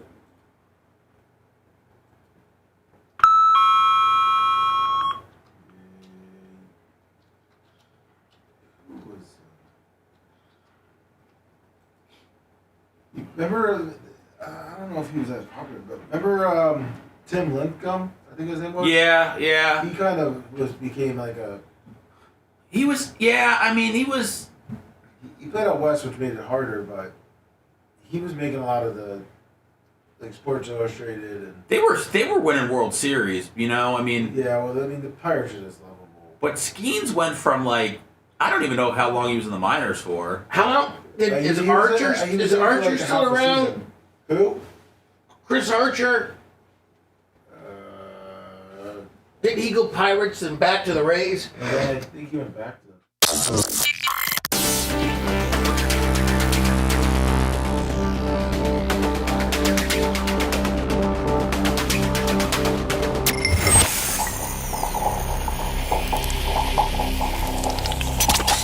Broadcasting live from the Aquabedo studios. Aquabedo.com/Bubba. It's the Bubba the Love Sponge Show. Lummy's got some supportive shout-outs. I know that Neo Mount Glacier is at the top. Is to the top of that list. So hold on, wrong one. I'm Bubba Army Tips and Wyatt Harris with 10 gifted memberships on YouTube. Iggy McGillicuddy, $20 on Rumble. Sean Helmser, $25 on Venmo. Go. Thank you. Also, don't forget the Thumbs Up Willie. Thumbs Up Willies. I mean, Gene Lasker's the all-time greatest thumbs up guy there ever was. Sure is. And he's running at 600 right now. So that's a pretty good pace. Keep it going. Liberty Hangout TV. Yeah, she's pretty popular. And she went down to, this is Clearwater Beach. Yes. Which, Lummy, I'm thinking next week I can maybe send, maybe we send Gino. I was thinking that I was going to talk to Colton today too and see if you wanted to go Colton, down. yes, Colton. He's got that and I'll pay Colton. Okay, yeah. I was thinking, Colton has a Florida First News. Yeah, I was shirt. I was thinking about asking him when we all go down there and. Not we all go. I mean, no, not we all. I'm at me and him, and maybe I bring Gio. And I think you got some questions, and you got to all wear matching shirts. You know, of course, yeah. And I think you ask just standardize questions. Yeah, we're just gonna grab some easy. Who's the vice president of the United States? Exactly. Who knows at this point? Do you know, Gene? Emo. No. Who? Elon. Elon's not the vice president of the United States. He acts like he is. Well, you're right on that. He does. You are right on that. Might as well be. But he's not. Okay. Do you, without looking at chat? I'm not looking nowhere. I don't have no chat. You guys don't give me no screen. You don't need a screen. You'll start. I mean, you just don't.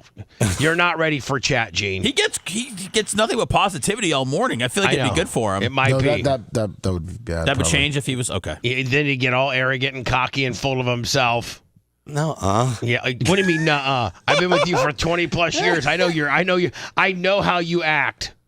I know how to handle it. Gene, who's the vice president of the United States? I don't know. And you're looking at your phone right now. I didn't vote for him. I'm not looking at my phone. Hoping somebody saves you. No, I don't care if they save me or not. I don't care who. Hey, Sarah, send it to me. No, this is. You know what? Listen. Trump is everything. He's the treasurer. He's the vice president. He's the president. What grade is Coben in? He's in 9th grade. We should do Are You Smarter Than a 9th Grader? To Gene versus Coben. Oh, Gene. I ask Coben questions all the time, and he answers them, so he's smarter than me. I know. Can we do that, though, one day? Can we bring him in and say, Are you smarter than your son? Are you? Yeah, we got so many. I guarantee you, Coben, I could call Coben up right now and ask Coben, who's the vice president of the United States, and he would know. You don't have any idea? Maybe. You don't have any idea? I don't have any idea.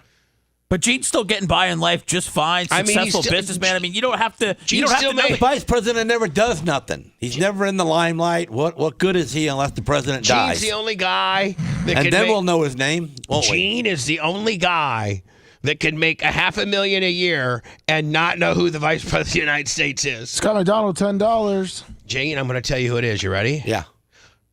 I'm not going to tell you who it is. Tell me 3 names. I'll see if I can remember one of them. Okay, you ready? Yeah. I'm gonna tell you 3 names. You ready? Yeah.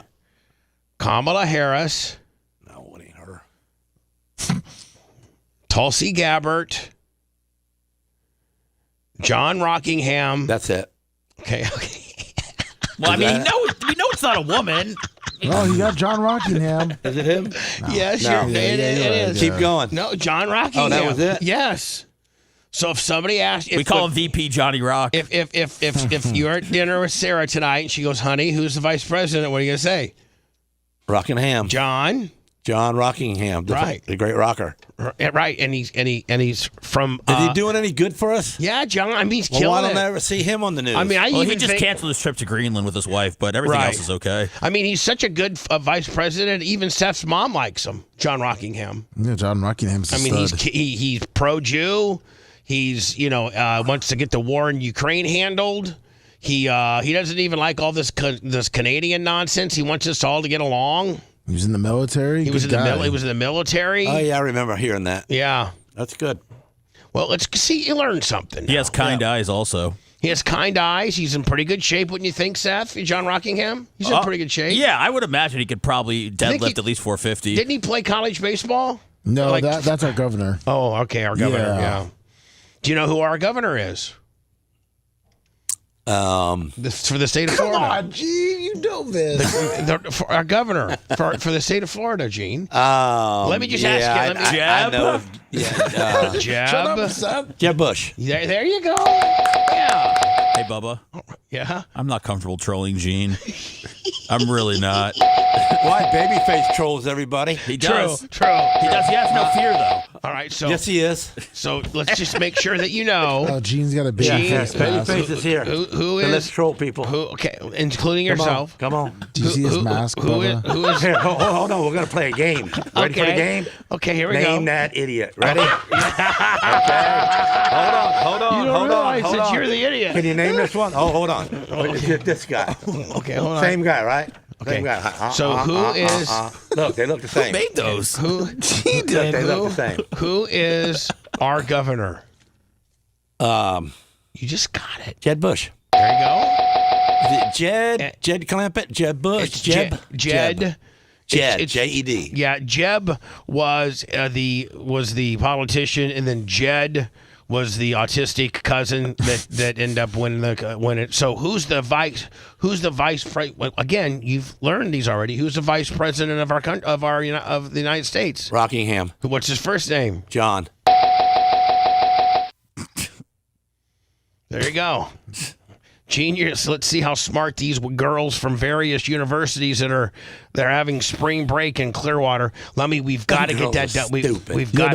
I text Colton. We're gonna get on Monday. Monday. Okay. Hey, Bubba, what do you think they're charging for spring break for those little tent cabana? I don't know. Type things per hour or day or whatever. I think $60. I think that I should give the money to Lummy, and they should have like a little setup where they could go and sit down for a little bit. Have people come over. Free water.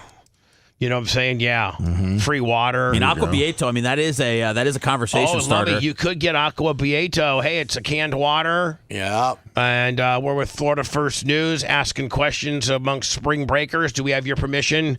Throw your cans in the recycling bin. Lummy, here's the deal. Do we have your permission to put you on our YouTube channel? Yeah. You ask them that. Exactly. Like, okay. Are you over 18? Yeah, these are probably some questions you need. Are you over 18? Yes. Yeah, of course. Do we have permission to put you on our YouTube channel? We have over 125,000 subscribers. Ooh, really? Florida First News. Do you know Aqua Bieto is the official water of the NFL draft this year? It is. Yes. Fantastic. They don't know that. Colonists fight in the Revolutionary War? Here we go. Who did the colonists fight in the Revolutionary War? So let's ask Gene this. I don't know that. Why would I want to know about the Revolutionary War, about other countries having war? Who cares? Gene, It's our country. The reason why our country had a war? Gene, the reason why you Japan. should be excited as to who the colonists fought during the Revolutionary War, it's because those colonists made us free from a particular country, and that's what became America. So that would have been, I don't know, the colonists where they were. They had to be around Texas or so, because that's where the water came from the boat that came from England. I think in a roundabout way you got to it. But you got from Texas to England pretty quickly. You did. So let's see if these girls know that it's England or Great Britain.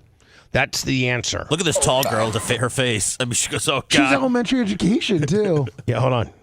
In the Revolutionary War? It was, I don't know if this is right. I mean, it sounds so stupid. Was it the Spanish? Wait, what are your majors? Business, biology, elementary education. Oh. Oh, yeah, there you go. What shape is the U.S. Pentagon building? So Octagon. What's that? It's an octagon. Wow. Isn't it just a square? How many U.S. senators are there? 100. 6, 7. 6, 7. 2 per state. 2 per state. How many amendments are in the Bill of Rights? There's a lot. I know 17. Who did the colonists fight? damn And it, the hold it. shape is the U.S. Isn't it just a square? How many That was a U.S. naughty senators tattoo. are there? 6, 7. Look, let me look at this chick. Whew. Oh, yeah. That's maybe 18. That's a small Maybe. Danica Patrick right there. Yeah, we may be questioning them with the braces. Mm-hmm. All right, you need to open up with, are you over 18? And can we have an ID, please? And can we put you on our YouTube channel? Of course. No, If they say they're 18 on the film, is that good enough? Yeah, that's good enough because we're not asking any sexual Yeah, that's questions. true. We're Okay. not asking any like what's your body count? We're just asking general history questions. Got We're it. not asking we're asking a question that you could ask a kid and not get in trouble with. True. Like, you asking a kid how many U.S. senators there is not offensive. 7 per state. How many amendments are in the Bill of Rights? By the way, I don't know. I don't even know that one. Was it 27? Yes, I think you are. Yes, it's 27. 27. Yes. 27. I know 17. Who won the Civil War? Oh shoot, it's east or west, right? Dan. He's got to be on messing with purpose. her. He's Yeah. got to be messing with her. Gene, who won the Civil War? The North. Which was considered the what? Our loss. The Outlaws. Did you say our laws? Or I said our loss. Well, it's the Civil War, so it's the civilians versus whoever was in power. How many justices are on the Supreme Court? 9. 11. I think Gene is at 9. I mean, what's the answer? It's 9. This is for Gene. This is for Bubba. Fat guy in the back. So like when you say that, like you mean like the FBI? Who is on the $100 bill? Gene, you should know that because you carry a lot of Jefferson. Hamilton. Grumpy old biker, 20. Wait, you don't know who's on the $100 bill? Benjamin Franklin. Benjamin, yeah, that's it. That's why you call them Benjamins, right? Yes. Idiot. Oh, I know that. Abraham Lincoln? Abraham Lincoln. Abraham Lincoln. That's the First Amendment. What's the second? Right to vote? Name 3 states that border Canada. We'll just do one per person. Asia. I didn't know Canada had a border. I think some of these kids are messing with this lady. I don't know. I think our kids are pretty stupid. I think most teenagers know that Asia is not a state. I don't know. I mean, what was it? What was it, Lummy? I don't know. He had rich there's parents some from pretty the dumb ghetto. people. That's so you want me to... You're doing it as a way of just still trying to be disrespectful because you're refusing to call me he. That's so the thing. You want me to actively call you a boy and call you he. That's crazy because that's what I just said. I'm not going to do it. It's disrespectful for you to continue to call me she after I told you that's not, like, I'm not comfortable with that at all. I will call you Cyrus. Is she mad because God didn't give her no boobs? She's mad because God gave her a wiener. Oh, she got a wiener, then she's a he. She's got a wiener, but she wants society to just make believe that she ain't got a wiener, and she's a girl, and you address her as a woman, even though she's got a ween. Seth, that's a real dude. Am I interpreting this correctly? Seth, is the fact that am I assessing this correctly? That it's. That this person here has a girl that wants to be referred to as a boy. But it is? Oh, so this person here has a vagina, but wants you I don't know what the to call her he. Hold on here. Let's see if we can wade through this again. And Seth, you help us. Disrespectful because you're refusing to call me he. That's so the thing. You want me to actively call you a boy and call you he. That's crazy because that's what I just said. Oh, okay, so Jimmy, I got it flip-flop applesauce. Yeah. So this girl here has boobs and a vagina. Right. But wants us to call her as if she had a wiener. Yeah. She's stupid. I'm not going to do it. It's disrespectful for you to continue to call me she after I told you that's not, like, I'm not comfortable with that at all. I will call you Cyrus. Why Cyrus? What is a Cyrus? We're being respectful here. What is your name? Cyrus. I'll use your name, Okay. but I will not call you but a I'm going to call you he. he from the rest of the time. Would you like that? Would you be comfortable if I called you a boy if I referred you as he from now? That's fine, but I'm comfortable in my body, so I know I'm a girl. So whatever you call me is what you call me. That's disrespectful for me. I am not comfortable with you trying to force a fake ideology on me It's not a and fake call ideology, you a though. boy. I know you're not a boy. But you're trying to be respectful, and by calling I will me call she, you you're not by being your name. respectful. I will call you by your name. Yeah, call me by my name. My name's, Girl Cyrus. Cyrus. You identify as The girl Cyrus. boy I wannabe. don't have to go any further than that other than just to listen, respectfully in society, all you have to do is call somebody their name. That's it. That's it. But a friend right next to her, look at her gross face. She's looking at her like, ooh, I hate you. Well, Gene, I mean, we're not getting into that right now. We don't know what that big, tall girl that should be playing basketball. Yeah. Okay, that's great. And what was your name? Cyrus. Cyrus, I will call you by your name, Cyrus. Okay. And that's it. That's all I'm required is to call you Cyrus. We don't got to get into the plumbing. None of my questions regard your plumbing. That's right. What the name you were given by your That is parents? none of your business. I don't think it was. Anyway, I will You call can you leave that, I that don't name. care. That's fine, but Yeah, my name is not Bubba. My name was not given. My name, when I came out on my mom's vagina, they called me Todd. But I changed it to Bubba the Love Sponge Clem. But I still got a wiener. And I'm not asking you to call me Tara. I don't think it's fair for you to try and tell me that I think have it's to rude pretend for that you. you're a boy. Well, you don't have to pretend. You can just act like it. I think That's it's rude for pretending. you. I'm not I don't have to act like nothing. going to I do don't that. care. This It's world. no wonder she don't get beat up. Well, Gene, we're not advocating that either. Hello. Good morning, guys. Hey.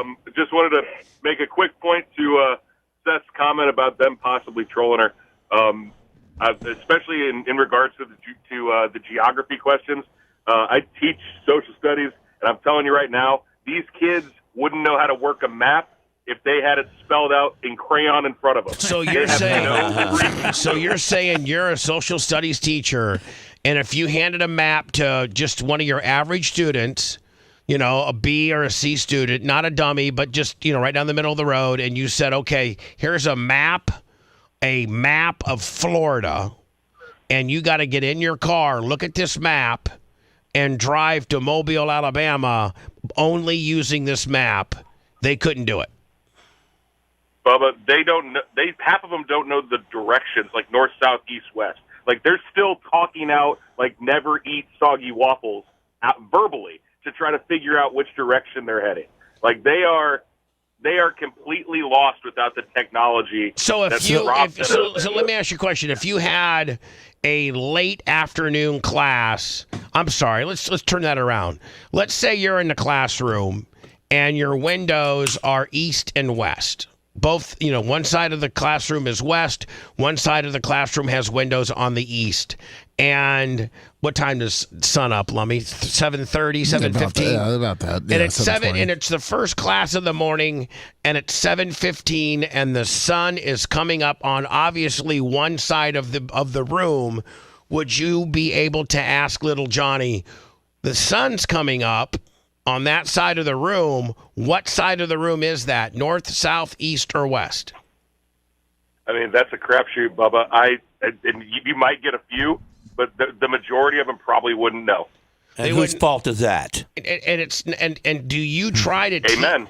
Hold on. Do you try to teach it and they just don't absorb it, or do they just don't? The curriculum doesn't really care that there's any absorption, and you're just not allowed to really teach. You got to sit there and babysit. So I'm mainly in high school. I volunteer a little bit at the middle school as well, but I'm mainly high school classes. So by the time they get to me, like the smarter classes that I have might be able to pull it off, but the vast majority of my regular classes, like, they're not. And a big part of it is the fact that the big part of it is that it's not as heavily tested as knowing the names and the events and stuff. What about as far as disruptive kids? Let's say you had a guy back there and he had his phone, and you're like, listen, little Johnny, put your phone away. And he's like, screw you, I ain't doing it. And you go down there, you can't forcefully put your hands on that phone at all, can you? If it's in their hands, no. Now, I've never had that issue. I tend to have a pretty good rapport with the kids, but I've had some teachers across the hall that have struggled with that.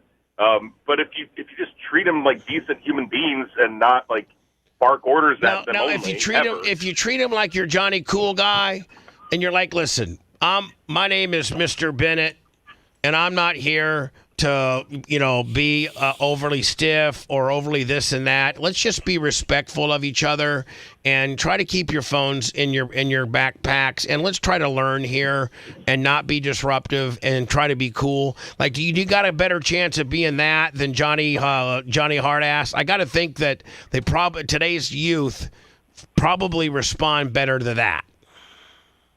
Yeah, you got to be firm but fair, and the key there is consistency. Like, if you're going to be Johnny Hardass, then you need to be Johnny Hardass all the time.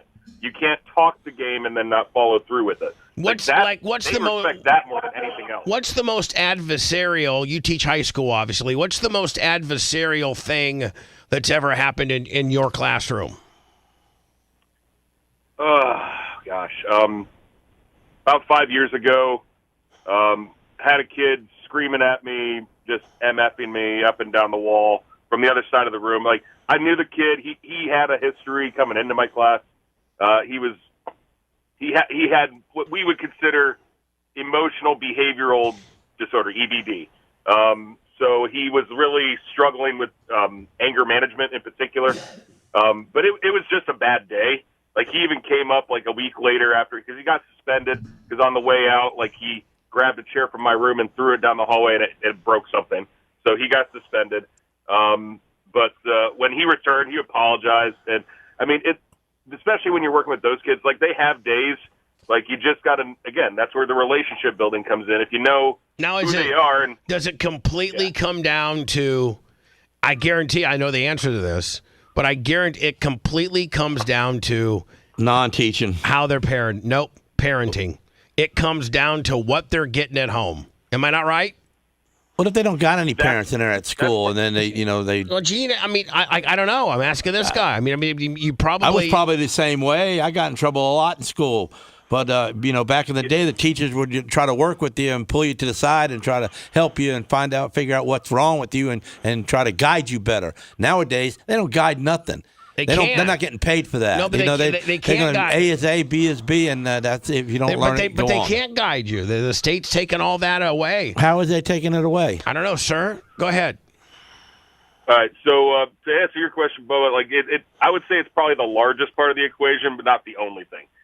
It really is parental involvement, or not necessarily just parents, but healthy adult involvement outside of school is probably the biggest indicator of whether they're going to be successful or not.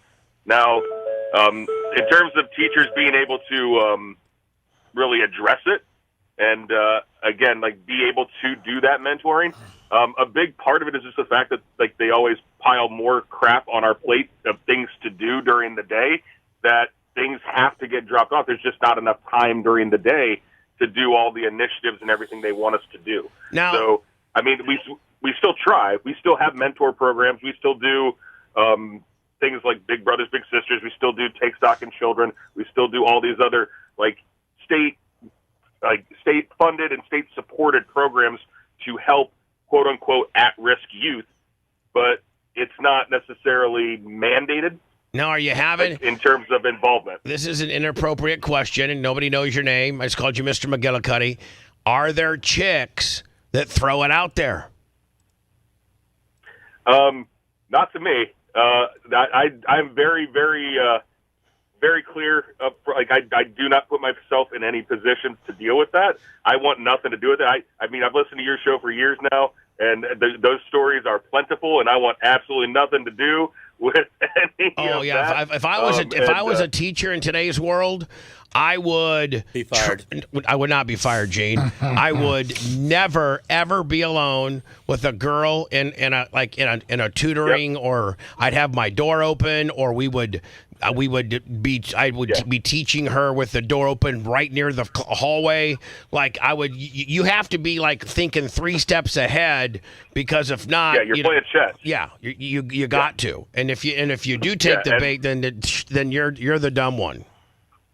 Yeah, and that's the dangerous thing now. Like, so with all the new safety standards, we're not even allowed to use like door wedges to hold the door open anymore for safety purposes. Like the doors always have to be shut unless we're standing at the door holding it open. They have to stay shut and stay locked. So that was always my protocol, is if I do have a female student in the room, you always tell the teacher next to you, like, hey, I have so-and-so coming into my room.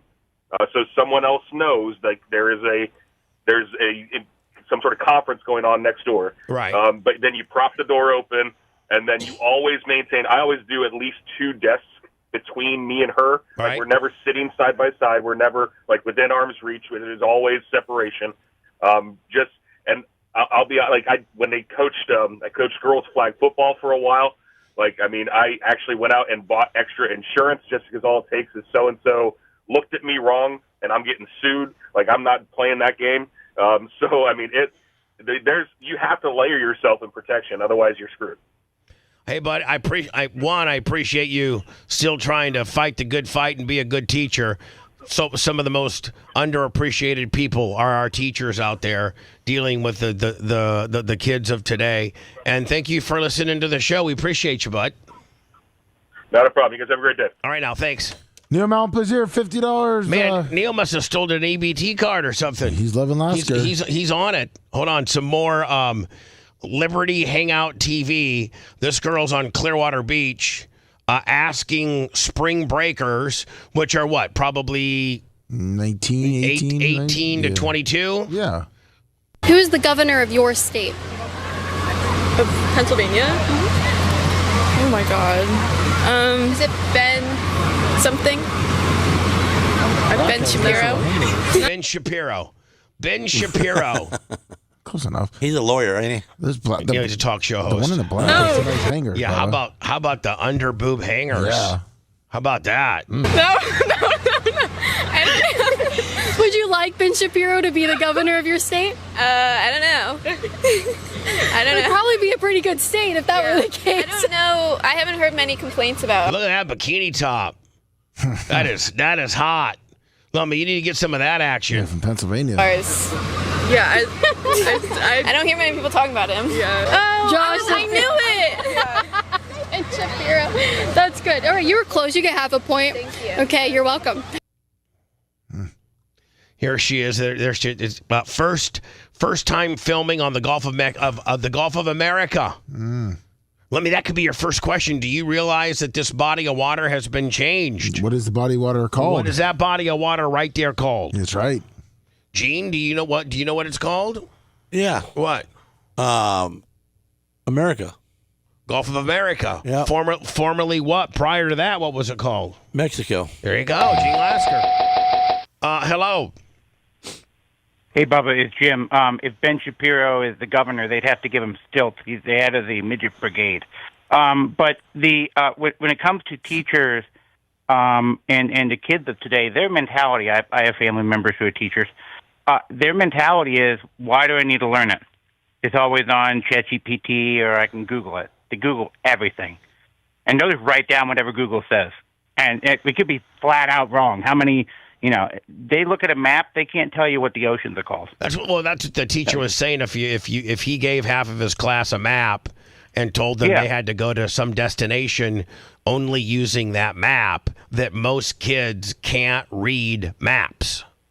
I mean, they can't even look at a globe and say that's the Atlantic, that's the Pacific, that's the Indian Ocean. Yeah. That's North America, that's South America. They can't do that. That's our society. I mean, their phones in their hands with Google on their thumb tips. Yeah, and I don't know that Gene is kind of fair toward teachers. I love Gene on the show. But, I mean, what are the teachers supposed to do when the kids are passed on, no matter what their grades are?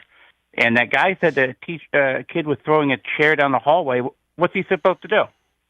He got 30 other kids in the classroom. I don't think. I don't think. Well, Seth, your mom's most recently removed from education. Just a couple years ago, I think she retired.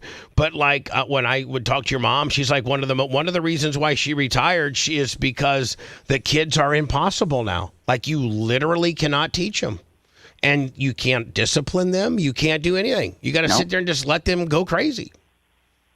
And imagine when we were growing up, if we took a chair and threw it down the hallway, Mr. Digatano would have had me so yoked up that my toes wouldn't have been touching the ground. Nope. Been yoked up, sent to the principal's office. Pick your paddle. Ass paddled, hot ass, and then they told your mom, and then you got another hot ass when your dad got home.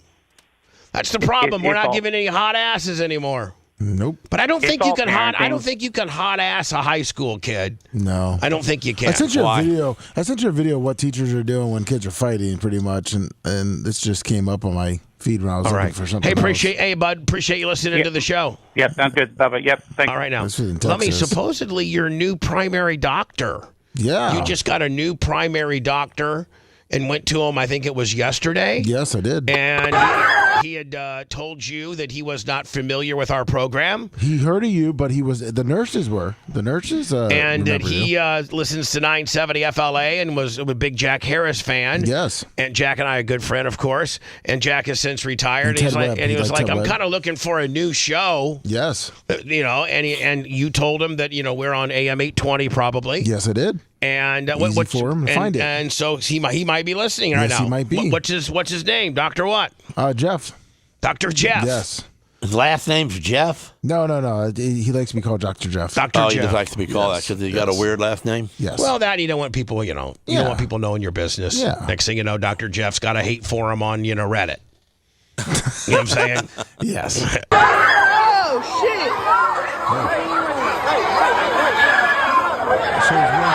So like Seth, for instance, if this was your mom's classroom, there's nothing she can do about this. And even this guy teacher Is an idiot. Well, no, he's not an idiot, Gene. He Come can't around the back and just put a neck hold on that kid on the top, pull him right off. And then, Gene, you'll be fired and sued. If you get in between these two kids that literally look like they're MMA, just knocking each other out, and you get involved and you get in there and do what you and I would do, which would come in and maybe get one guy into a chokehold and break it up, we're at risk of losing our job, at losing our pensions, at losing, some teachers, they get on the last 2-3 years of their career, and they're like, I got 35 years in, I'm not going to lose my pension. Because, that's what if they fire, you can lose now, Gene, you've worked for 35 years for free, and that pension that you were going to live on for the rest of your life has been pulled away because you decided to break up two kids fighting. I just go to one of them kids over there, that other black kid, and I say, I'm going to give you an A for the year. Break that up. Oh, is that what? Well, see, Gene, you're a better teacher than all of us. Hey, let me tell you something, little black kid. Why don't you go over there and knock those other free kids? A. Break it up. Oh, shit!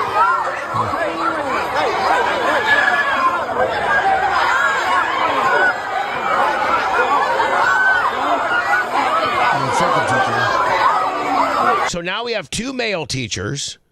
We have two male teachers that are involved, and the one guy on the bottom, quite frankly, is uncomfortably getting his ass kicked. Like, somebody needs to step in. Yeah, he's going to lose an eye here shortly. I mean, he is at risk of getting very hurt. Yeah.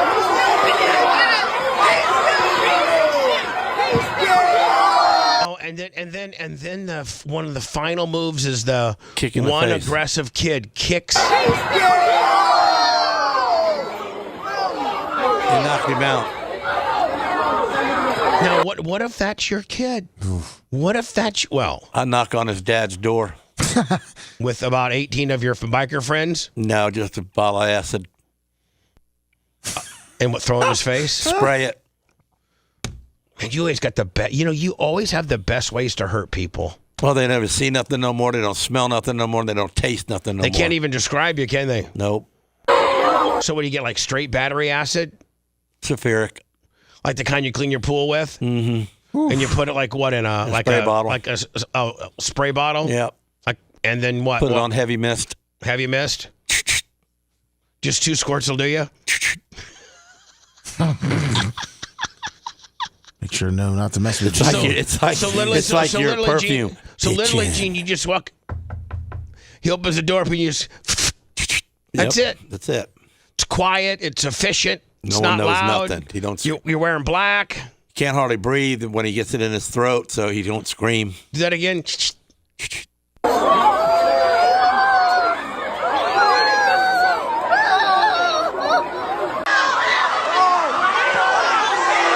See now, this teacher right here, who's the first teacher, and I'm assuming this is the second teacher. Yes. And I don't know if this African American woman's a teacher or It's a not. student.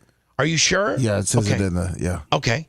So why can't this teacher literally jump on the back of this guy that's swinging and hold him down and pull him off? Right. Just pull him off the guy.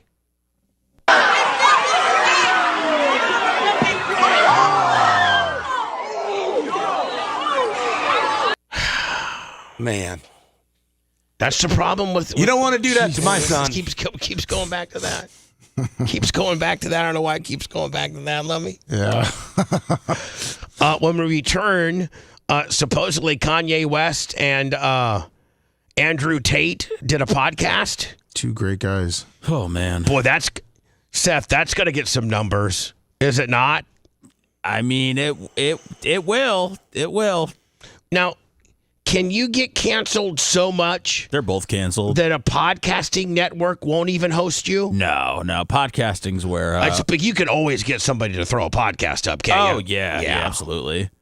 So, like, you can be canceled from YouTube, Facebook, all that, and Cadence 13 or whatever. You could find somebody that'll put your podcast up. Oh, I mean, well, even if they couldn't, Bubba, they could, upload the conversation just onto Twitter if they wanted to. I mean, there's so many places that they could throw up what they were doing that I don't think that no one would be able to. Including Rumble. Rumble would probably put them front page. Well, I think Tate's on there already. I think that's where Tate does a lot of his content. So, I could. Tate's back in Romania. I think answering the charges he's been brought up on. But I'm glad that he had time to sit down with Kanye West right now. I need you to send me another pic, like maybe a pic of Gene Lasker or a pic of me or something like that, so that it's the default pic on your IM. Okay. So that when every time I reflect back to your IM, I don't have the Hogan Wee spread. Can you do that for me? Yes, I'm doing it right now. All right. If you want a deep dive into the Bubba the Love Sponge show from the past, go to BubbaArmyHQ.com. We'll be back after these words.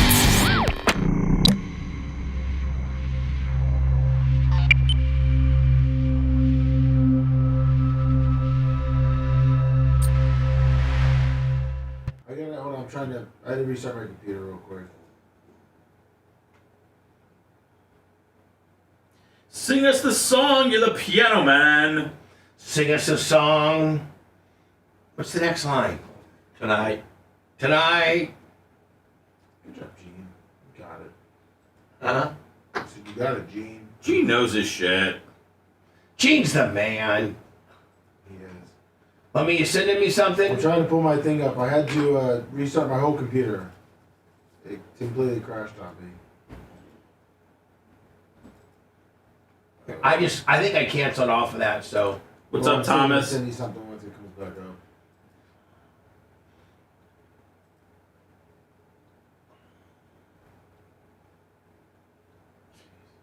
Here's that earthquake, Seth. I don't know if is that the pool part, bud? I think so, yeah. Yeah. The pool was on top of the building? Yeah. And so it started. That's why the water came out? Because it was busting up. It was like a waterfall. Vibration. It was kind of...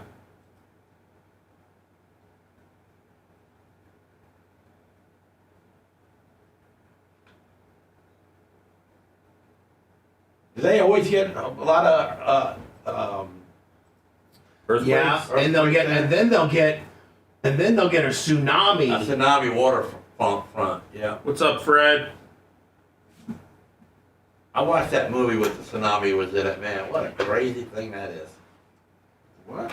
Did you watch my documentary yet, Gene? Everybody out of that hotel. Gene, goes all the way. Gene, did you watch my doc? What's that? Did you watch my documentary? No. What? You haven't? You're in it. For one time. I did. Yeah, he's in it for like half a second. You've not watched it yet? Have I sent it to you? I was supposed to. I know. You're a fucking asshole. Yes, the Bubba we all. Well, because it's something that you. I'm gonna do it Sunday. I'm off Sunday. It's something that I could use your input on. Okay, well next week you can input me. But I would watch. Okay, motherfucker. Okay, motherfucker. I'm gonna watch it Sunday because I got nothing to do but that.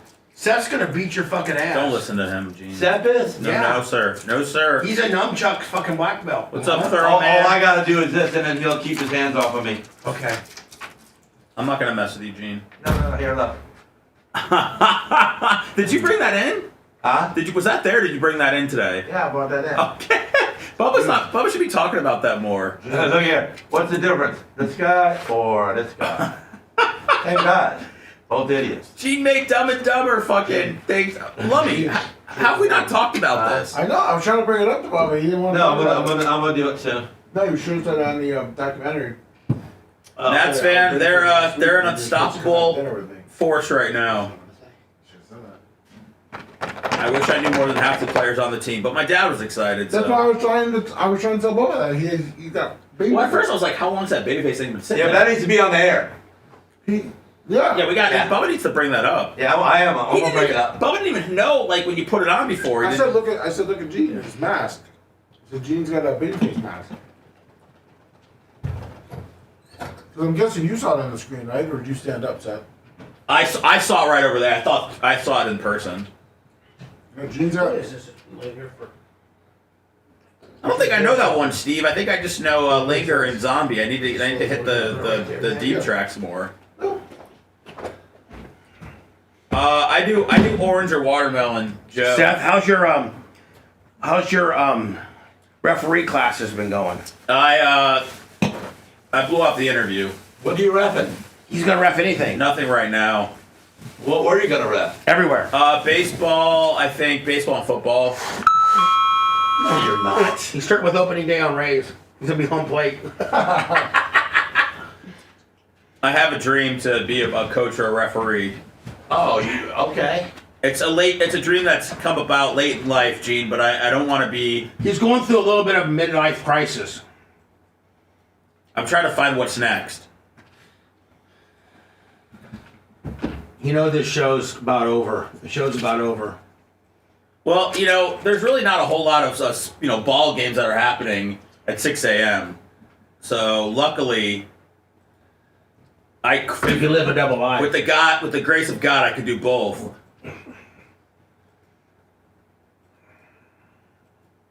I'm gonna do it. I'm gonna do it.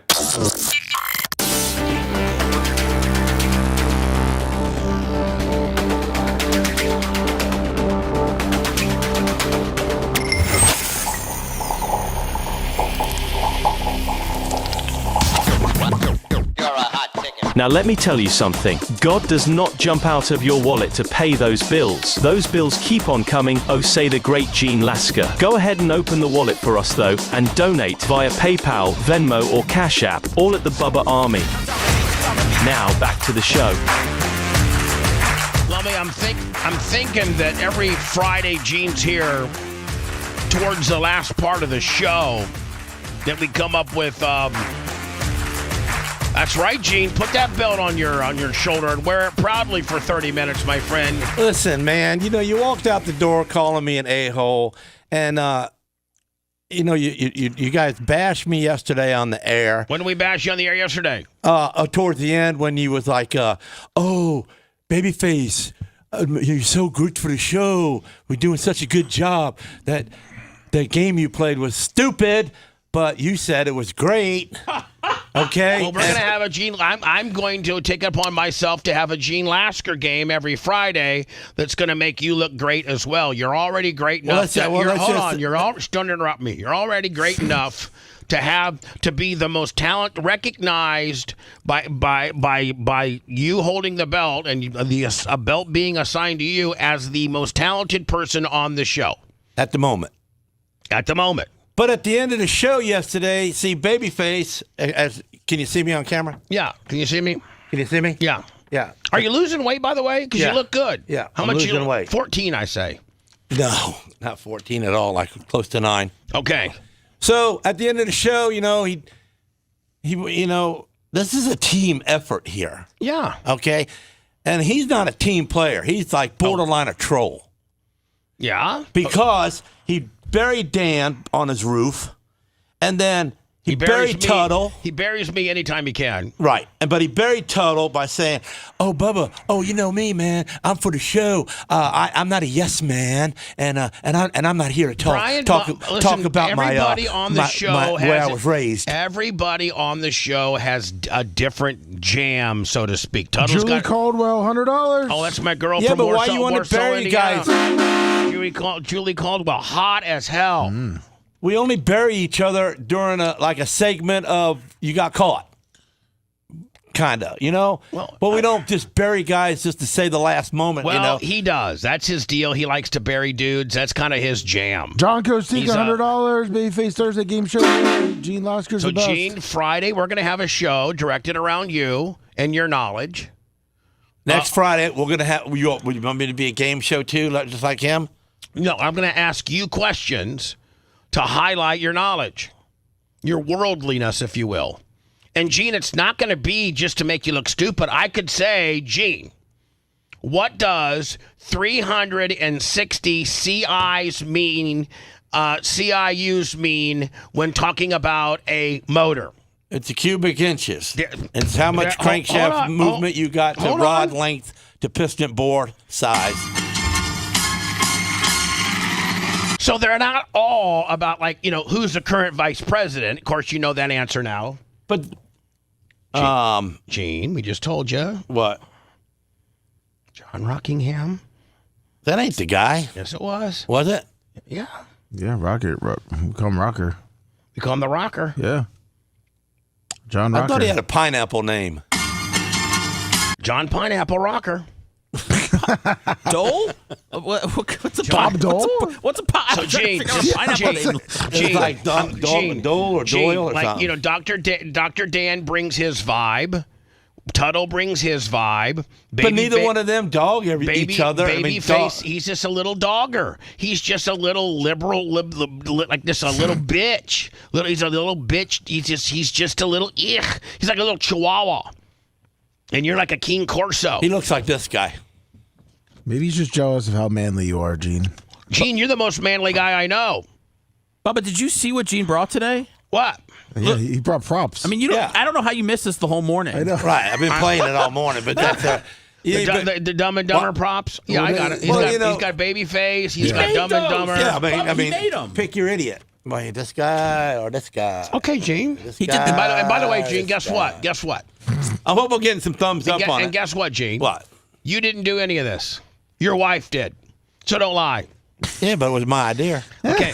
Hi. I can't help that I got a smart wife. You know what? Me and my wife are smarter than him and his wife. I wouldn't say that necessarily. Well, let's see IQ test.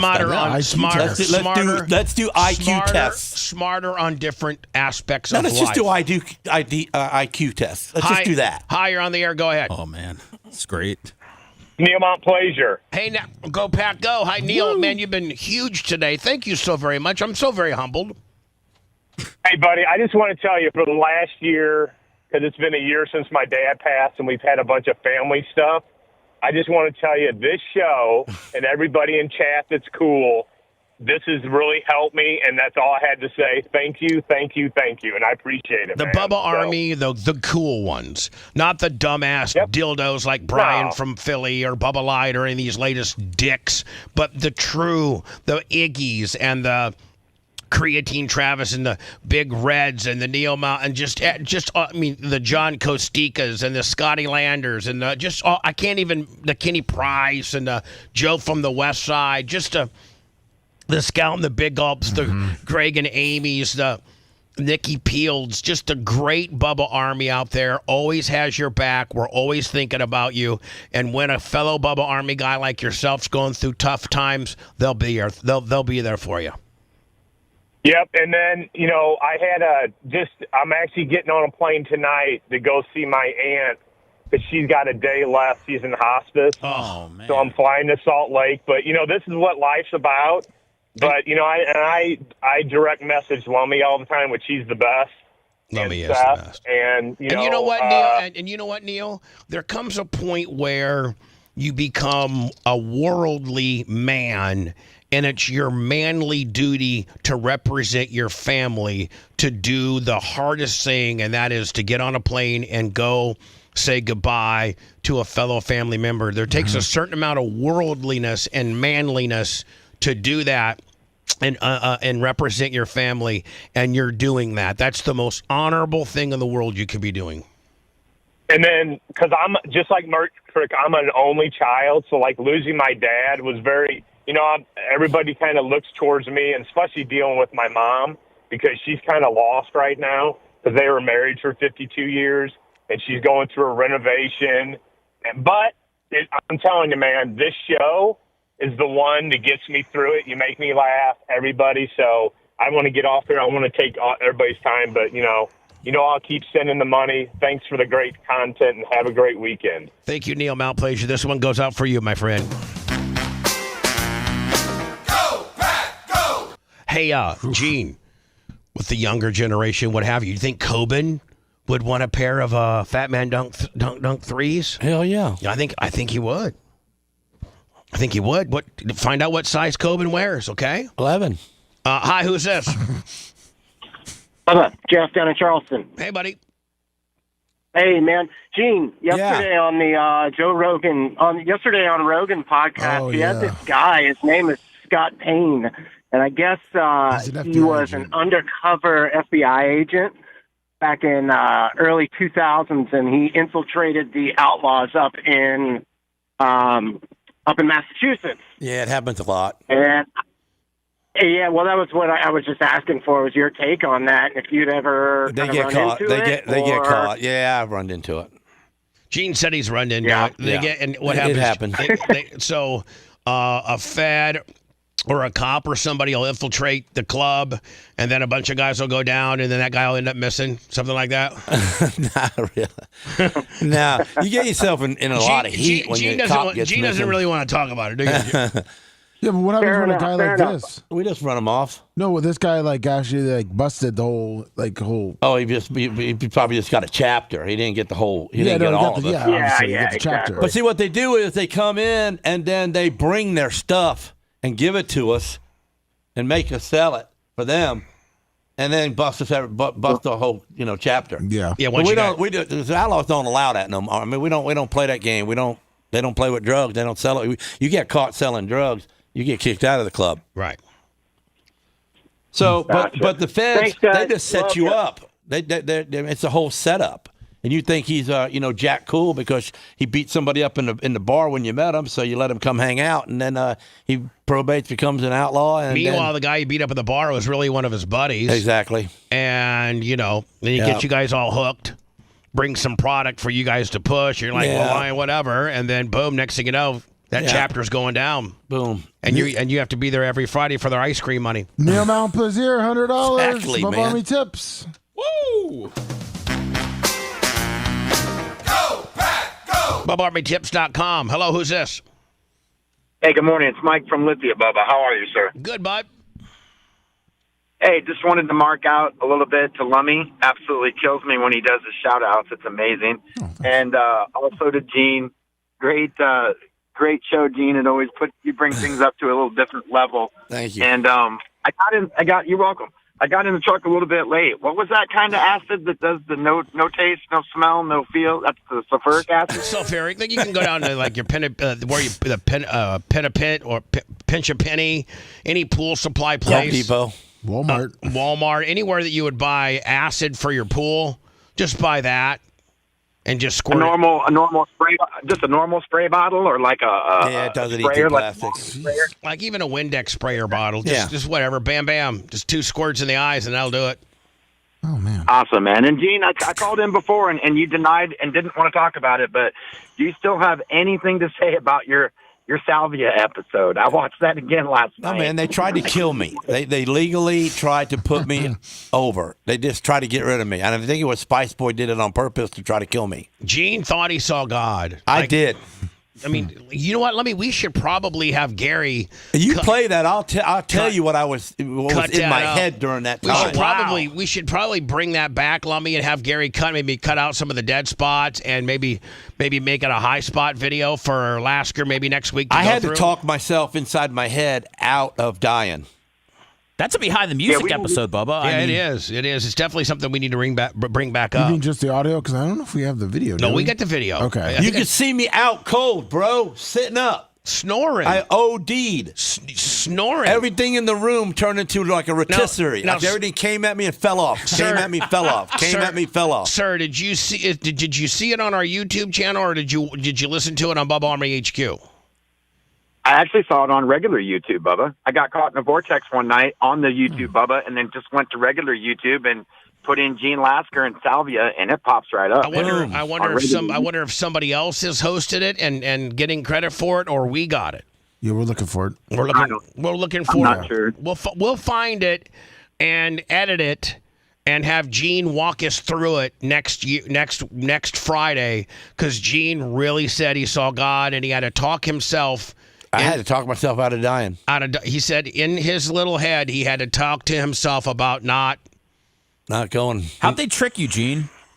They didn't trick me. They just Mike Thurman, $100. They exploited me because they knew that I don't smoke nothing and try it. And then, Spice overdid the pipe and told me to hit it really hard. And I'm thinking it's not real, so it's not going to do much to you. I mean, Gene's I hit it hard. Gene's thinking they bought this at a gas station. How toxic can it really be? It was illegal, even when they were slinging it at gas stations, wasn't it? I don't know, but Gene took a big old hit off of it. Oh man, no, it was legal at the time when they did it. Okay, and Gene started going.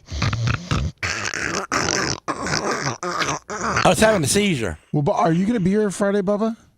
Oh, I'm not. Yeah. So let's wait till the next Friday. All right. Yeah, I'm not going to be here next Friday, Gene. There is no so show. So then I've got to watch a documentary Sunday? I mean... Well, you didn't even come to my house on the whole week that you had off. Because I was... Gene, you know what? Gene, I don't mean nothing. Gene, I've been very sick. Very sick. And I didn't want to get... You know what? I even had a family function with my mother that I called off because I've been... I mean, would everybody agree that I've been sick? Yes. I've had this upper respiratory deal. Today's my first day I've even sounded normal. Did you hear me on Monday? Yeah, you sounded terrible. Okay, then. I don't want to come around and get you, Sarah. It was better than nothing, though. Coben sick. So, Gene, the next Friday you'll be on the air will be the 11th. And so we will have the Salvia thing edited, and hopefully you will have the documentary have watched by then. Yeah, I'll have it in. I want you to watch it because I'm proud of it. And you know a lot of the behind-the-scenes things, but there's some things that you don't know that I think will blow your mind. Even Seth Kushner said that, wow, there's some things on here that I didn't know about, and I worked at Cox. During the time, Gene, I was dreading it because it felt like a homework assignment, but I ended up wanting to watch. I just don't want to get so aggravated that I have to go get him. Well, you know what I'm saying? It's just not getting anybody. Well, I mean, you're going to get aggravated, right? So let's go get him. I don't. Hello, who's this? You're on the air. Hey, Bubba, it's Bob. Hey, did you see that Sheriff Carmine is going to run for Congress? No, I know that he's. By the way, Sheriff Carmine is a good friend of mine, and has he got out? Has he got out of the little whatever stupid allegation that somebody made against him? It's not stupid allegations, man. He's taken $45,000 in cash on video. He ended up with a Mercedes. He's being investigated for money laundering, and this guy's like, you know what? I should run for Congress. That's what they do up there. Now, hold on. Is he still the sheriff? I don't know, and I saw recently. I think he wiggled out of one or potentially all of the charges. He is. Even with the video, but I mean, I'd have to look into it further. I just saw he was running and thought, man, I know you're affiliated with him. He's a good friend of mine. I don't know any of the charges against him are true or not. I've not really. Yeah. I knew that there were some things that he was battling that I didn't really look into. I just know that he has always been very nice and kind to me. And when we needed to, when there was a Punta Gorda police officer that died in the line of duty, and it was Punta Gorda City, I had to deal with the sheriff of Lee County to shut down various roads to do my bike ride to honor this fallen police officer, and he was very wonderful to work with. Had all of his sheriff police motorcycle squad lead us, shut down all the roads, and we were able to raise a decent amount of money for the widow. So all correspondence that I've had with Sheriff Carmine of Lee County have been great. And that's all. That's all I know of the dude. But I hope that he got out of, or was found not guilty of, or I hope got away with. Well, I mean, he's still the sheriff. Okay, he's still the sheriff, and I don't know if he's still fighting these charges or they've been dropped. I don't know the outcome of that, but that doesn't. Listen, I've been accused of a lot of things. I've been involved in a lot of things. And got away with a lot of things. I've got well, I wasn't going to say that, but I've been. That's why you need to watch a documentary, Gene. And and Sheriff, the guys like Sheriff Carmine and Sheriff, Grady Judd and other great sheriffs, Bob Gutierrez and other great sheriffs have always stood by me. They never judged me for what I got myself into. They knew that I was cleared by a jury. I've been on trial Gene, I guarantee you even being an outlaw and knowing bad guys, you don't know anybody that's been on trial in front of a jury 4 different times and has been cleared is 4-0. No. John Gotti was 3-0 before they got him. They got John Gotti on his 4th trial. He was 3-0. I'm 4-0. I hope to God in my lifetime I don't have another trial, because they are horrible and they're expensive, and they're the most for a judge to say, will the defendant please rise? so they can read your sentence to you. I don't know that I can describe. Gene, I don't even know that you've been on trial. Usually, I have been one time. One time. And when they told, is that not it's almost indescribable how nervous you are when they tell you to stand and the juries are going to now tell you what your fate is. It's a terrible moment. It is. I cannot describe how. Lummy, your little wiener goes in. No, it's like, you just get. What do you think OJ's wiener was like before they announced his verdict? I think OJ has such an excess of ween that he probably still had 3 hanging. Wow. 7 when he wasn't scared. 3 when he was. So Bubba, it appears he was under an ethics investigation as of 2023. Then, I'm not sure if they're linked, but then as of September 25th of 2024, he's seen in a video at a guy's house taking $45,000. So I don't know if they're linked because it looks like an ethics investigation at least was going on through the state going back to 23. And we don't know what the outcome of that investigation was. I mean, the ethics investigation was dropped. I saw that it was dropped, I think, in January. All right. But I don't know if it's linked to the story here. I've been at Gene Lasker's powder coating place where a guy's popped open $50,000 cash and handed it over to Gene before. So I'm just saying, I don't know if sheriffs do that sort of thing, but Gene, I've been over there when some of these carnies came in and paid you cash. Boom. I've seen 56. Yeah, I mean, I've seen. Gene reports it. Of course he does. I know. All right, buddy. Hey, listen, I got to go. Thanks for your call. Appreciate you. Sir. Love you. Bubba Army strong. Don't try to hem up Gene on a tax charge. Yeah, please. Hey, Lummy, I finally found out what that real fancy state letter I got. Yeah. It's because somebody turned me in. Imagine that. You trolls out there. Little bitches. Somebody turned me in that I didn't have workman's comp insurance. But guess what? I did. Boom. Bitches. I did. So that had to have been that idiot over in Clearwater. There's more and more trolls that have joined the troll game of late. People that used to be friends of the show that are now trolling out. Hope you guys feel good. I mean, eventually you'll take me down. Eventually I will be taken down. When do you see that happening, Bubba? Just so I can get my affairs in order. You're listening to the Bubba the Love Sponge Show. If you want 24/7 on-demand Bubba and the crew, go to BubbaArmyHQ.com. The Bubba the Love Sponge Show will be back after this.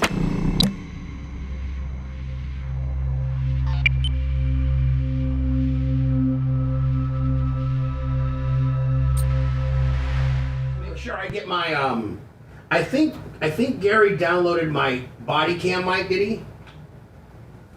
There might have been an issue with that. Oh, what? Okay, what? Can you tell? You might not have hit record.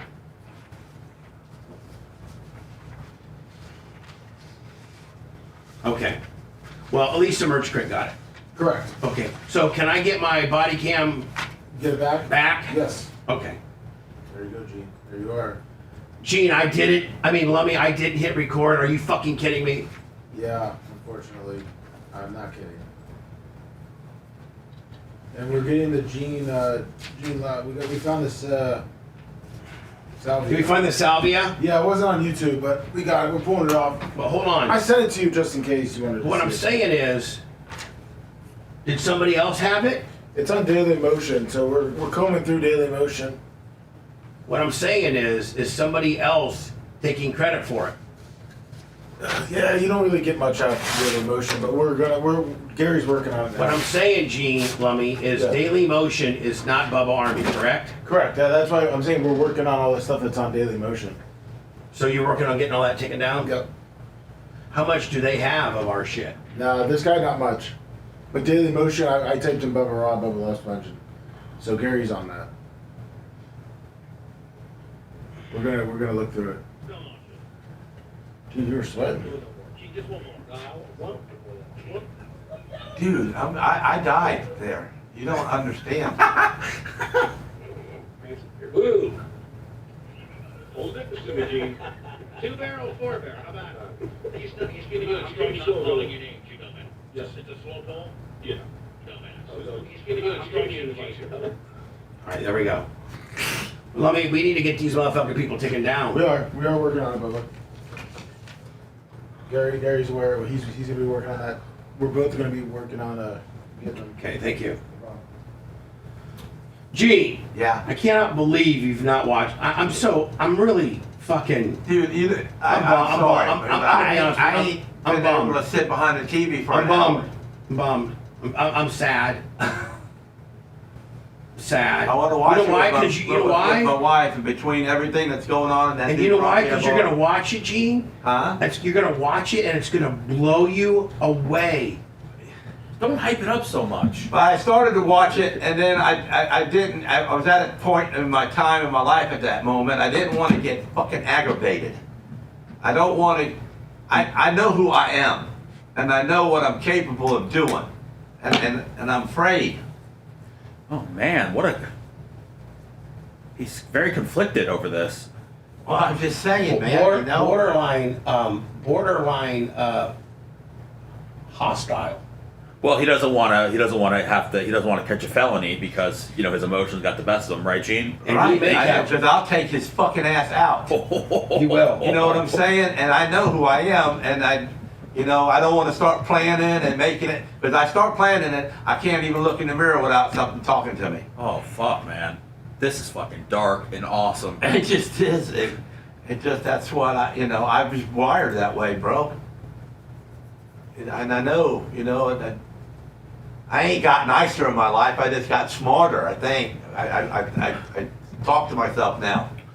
Talk myself out of things. Well, Gene, I wouldn't watch it then.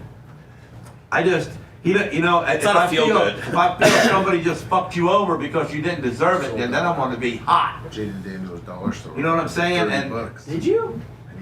Nice, dude. I want to watch it with my wife because I want her to. She wants to calm you down. And that's right? Your wife will calm you down. Right.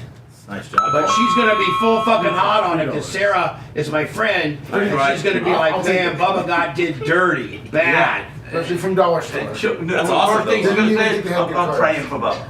That's what she does. Yeah, well, then she better pray that you don't go fucking completely batshit crazy. If she holds my hand, though, I probably won't. Because I don't want to, jeopardize her or my son anymore. I wouldn't say it's the feel-good movie of the summer. Would you say this at least, Seth, that it has an interesting twist that most people don't know? Absolutely.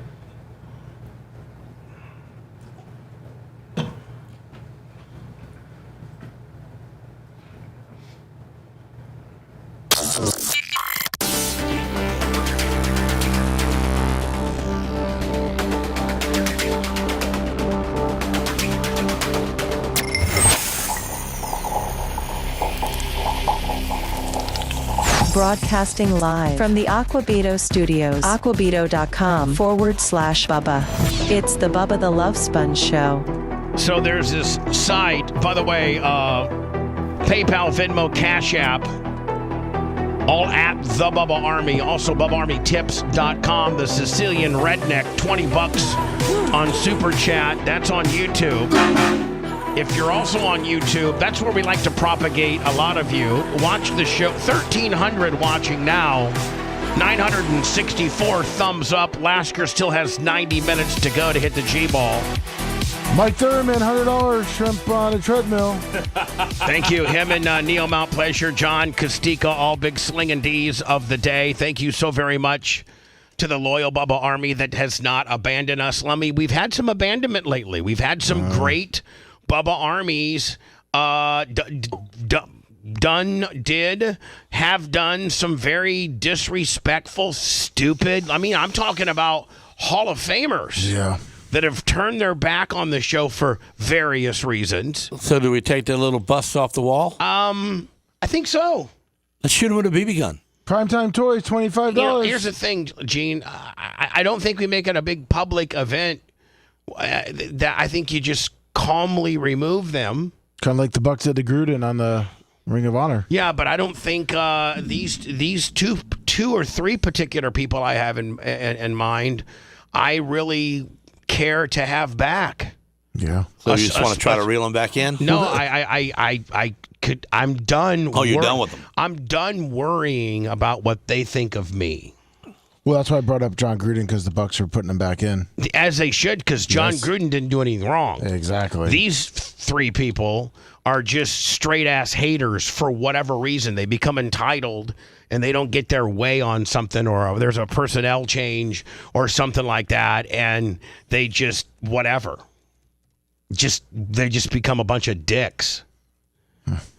And so I'm just gonna Lumley, I'm going to not publicly, but privately just remove them from the Hall of Fame. I'm not gonna say, hey, Lummy, I'm gonna tell you about the three people that I took out of the Hall of Fame. Cody Hernandez, $10, Cash App. No, I'm not. I'm just gonna take them out. And it hurts because two of them were somebody. One of them is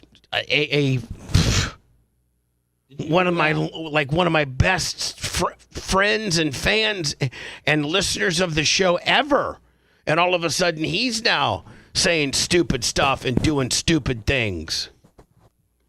That stinks. All because can't you just understand that? And I haven't really addressed this, but I might as well. I didn't start this, did I? No, you didn't. I think. But listen, radio shows have a core. First of all, if we're going to be intellectually honest, it's my show. It's the Bubba the Love Sponge show, and that's the only thing since 1986. John Kostika, $100, keep the party going. God, I love him. I love that guy. That guy's solid. That guy would never turn his back on me. Ever. Never going to get a BB hole in his bust, huh? He's not going to ever get a BB hole in his bust. That sounded sexual for a second. And if I was, if we had the old school Bubba prick mentality, we would actually do it right now. No, we would take their busts and bust them, drill out a hole on their mouth. Yes, and skull F them. Oh my God! Like we would definitely do something. Seth, you need to take this particular skull home and F it this weekend, okay? Okay. I can only do lady skulls, Bubba, and okay. We haven't had a great lady defection yet, so. God, who are the ladies of the Hall of Fame? We got Caitlin Hatley, Scout and Big Gulp, Heather Wiz, Susan Poitras, Teese, Melissa Carpenter. I think that's it. Yeah, they're up there on the wall. Yeah. Oh, FT Greg, Amy. Amy yes. Of Greg and Amy. Yes. So we got like 7 girls, and none of them have. Women tend to be a little more calculated and smart than some of these dudes. So, but let me get back to my original monologue, and that is there's some ugly people on that wall. Gene, Gene, stop with that. He's right. Biggie McGillicuddy, $20. I can pick out the girls though; they look cool. Love you, Iggy. So, Gene, just stop looking at the wall. Stop. Just turn around and engage. The dude with the long hair and the face that looks like the Elephant Boy. Not the Elephant Boy, but the guy that was on that movie with Cher. Gene, the mask. Yeah, the mask. Does that dude look like him? No. Gene. What do you say, Lummy?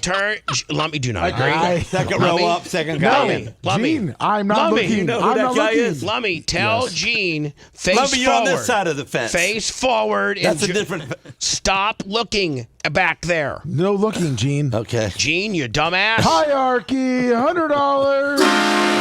Oh, BubbaArmyTips.com. Gotta make payroll. Thank you, Hierarchy. So let me get back to my monologue.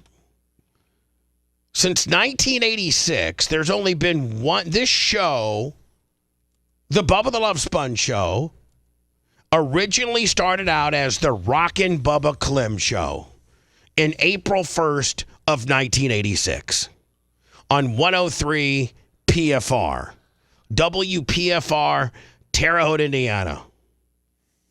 And I started and did overnights from 2 to 6. And I was rocking Bubba Clem. And I was rocking Bubba Clem until my friend Kerry Gray, rest in peace, God bless him, died of a brain aneurysm on his way in 2017 and 2018. He was on his, maybe 16, he was on his way driving from this little town in Minnesota where his parents had lived. He had just got done doing radio in Toronto and Buffalo. And he was the guy that first gave me my start in radio. His name is Scary Carrie Gray, and he reminds me so much of Seth. Like, Seth has just, like, he's, like, the first time I had Seth on the air and we just did banter back and forth, just Seth's dry humor. And he was really into the type of music you're into, Seth. Like, he was the program director for an alternative rock radio station at one time. Now, does anybody remember Rain Man? The movie? Yes. Yeah, okay. Yeah.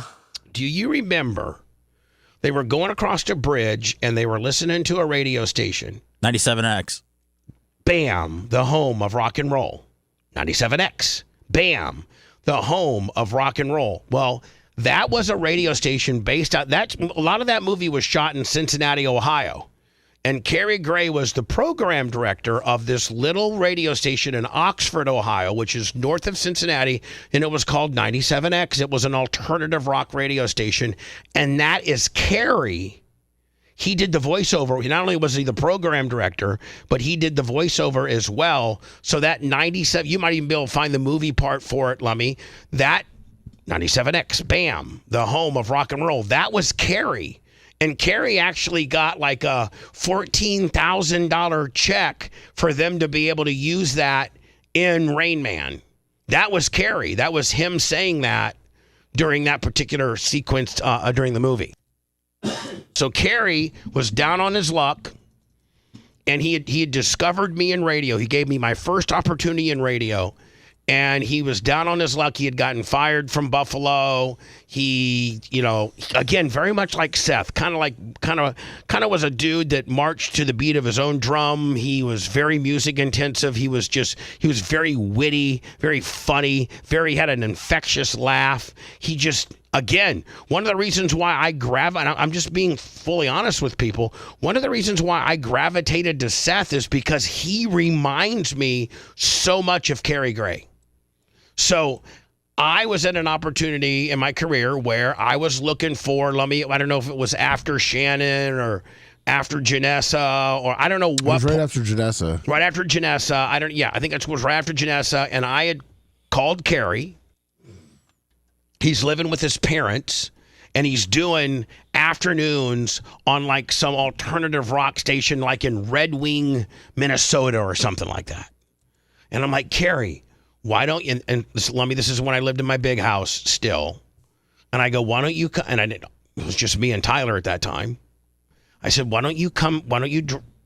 I said, how many worldly possessions? Carrie was a very much just a very free-spirited kind of guy where, like, the only thing he owned would be the clothes on his back and maybe, like, a trunk full of stuff. Like, he had no worldly possessions. Nothing really meant much to him except he had a vinyl collection that was second to none. Was he a minimalist? No, he wasn't a minimalist. Minimalist? But yeah. Yes. I sent you the clip. Those are like the tiny homes people. No, he wasn't that, Seth, more than he'd moved so many times that he just couldn't really hold on to anything. And the only thing that he really loved was his record collection. Cable Dog, $100. Thank you, Cable Dog. Thank you. I haven't heard from you, Todd McCabe. How you been, my friend? He's hanging out over in Twitch. Hold on here. Let me see. This is it right here. Hold on. 97X, the future of rock and roll. 97X, bam, the future of rock and roll. Come through. It's 97X, bam, the future of rock and roll. So anyway, that was Carrie that said that, and that was his big claim to fame. And so he had an extensive vinyl collection. So I call him up and I said, Carrie, how much you making in Red Wing, Wisconsin, or Red Wing, Minnesota, whatever? He's like, it's miserable. I can't really do anything. I can't really talk. They're making me play like 10 songs an hour, and I can't, it's just, I'm miserable. And I'm like, listen, for the first time in our careers, you discovered me. You gave me my opportunity. You probably have a lot to do with my success.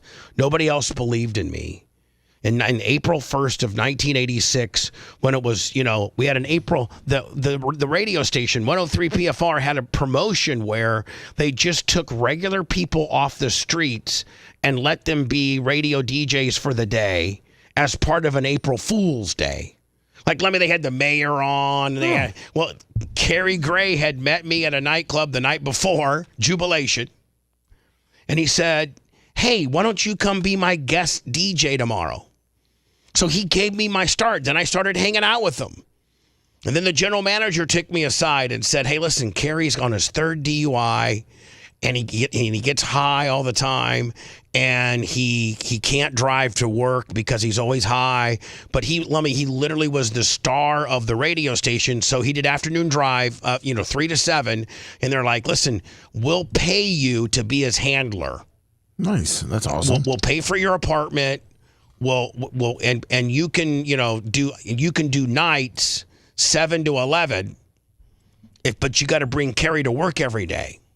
And then after your gig, so Kerry would do his show, and then he would go into we had like a basement down in the radio station. He would sleep down there. Or listen, he had so many groupies. Like, he'd have 6 or 7 groupies. They'd be down there getting high. He'd be, having sex with all of them. Jeez. And so then, every night, it reminds me of like my old 93.3 days. Every night he had a bar gig to go to. And so when I got done at 11, then I would drive him to his bar gig. And I would watch all this stuff, and I would watch, and he'd get free drinks. All the chicks would go crazy over him. They'd give him like $100. It's like, man, I got this all figured out. I got to stay in radio. This is cool. So fast forward, Lummy, he gives me my start in radio. I go on to do what I end up doing, have my own show, have my own facilities. I'm in a position where I need a co-host. Yeah. So I call him. We somehow connect, and he's like, I'm like, Kerry, how much you making? He's like, I'm making $25,000. I said, I can pay you $30,000, and you just be a co-host. And he was good on production too. I said, you could do some production, some voiceover work, and what have you. He's like, great. I said, you can stay with me at my house. And he said, I don't know if my car will make it or not. I said, I'll take care of you. I'll drive you to work. You're going to be going the same time I am. On his way down here, he was pulling a U-Haul. Like one of those U-Hauls that like your little like the smallest one they got. Brian Schmidt, $10. Did you see the Venmo just now? Venmo, Cash App. The Cable Dog? Oh, was it? Well, okay. Yeah, it's Cable Dog. Okay. So, like the smallest U-Haul that Seth Ford Hemi could pull. Like the smallest ones they make. Like what are they? Maybe 6-footers? Yeah, about that. So he's pulling one of those little 6-footers down here to be on the air with me, to be my new co-host. And I'm just giddy as hell. I'm like, oh my God, I'm going to get a chance to do radio with Kerry. Not in this music format type deal where we can only talk for 15 or 20 seconds in these speed break type deals, but long form monologue radio. Oh my God, I can give back. I can, it's going to be great. He had a brain aneurysm in Tennessee and drove off the side of a mountain on his way down here. So he went out on top. Well, no. So, like in Chattanooga and all that, as you're driving from the north down here, there's some really, really mountainous areas around Tennessee and Georgia. That's why I said he went out on top. Right. Well, your joke didn't. I'm not acknowledging your joke because it didn't kill him. So he drove off the side of a mountain, but it didn't kill him. But it completely destroyed the U-Haul. He lost all of his records. He was in the hospital. So he calls me up the next day in the hospital, and I'm thinking he was. I think we had agreed he was going to stay in Chattanooga. He was going to try to make it to Chattanooga. Then he was going to call me, and then he was going to try to make it from Chattanooga to Tampa. So I get to call the next day. I'm assuming he's in Chattanooga, getting ready to, and he's like, I'm in the hospital right now. I drove off they think I had a brain aneurysm, and I drove off the side of the mountain, and they did an MRI or a CT scan on me last night, and I have brain cancer. Damn. I'm like, what? And he's like, yeah, I got to turn back around. Well, my mom and dad are getting me a flight. You know what? I don't think he could even fly because of the pressure on his head. Oh. So I think they had to drive him back to Minnesota and to go to the Mayo Clinic and start treating his brain cancer, and then that killed him. Yeah. How long did he live after the accident? Probably 7 months. Okay. Like 7 months of brain surgeries and things like that. And I think I've told this story before, but that was so. Let me, like I said, back to my original thought of these people that have defected from the show based on personnel decisions. My show started as just me back in 1986, and it has grown. And, the first person I added to my show was a producer named Jimmy. And then, when I was on the Power Pig, I had Guido, and I had Cowhead, and I had Flounder. And then, when I had my first opportunities to do mornings in December of 96, when I went to 98 Rock, I had Cowhead, Manson, Big Dick, Spice Boy. I had a whole staff, Pete the Sports Geek. I had all these guys. And over the years, now going on its 40th year, lineups change. People come and go. And if you get so wrapped up into one of my co-hosts or engineers or video guys or something like that, that you elect to stay and you have your loyalty to them at my sacrifice, meaning I'm the bad guy. I mean, Gene, over the years, how many different guys have either worked as a sandblaster or 50? Come on. 60? Yeah.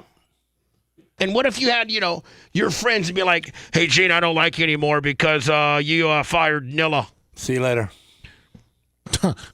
Listen, I mean, the entertainment industry is very volatile when it comes to personnel.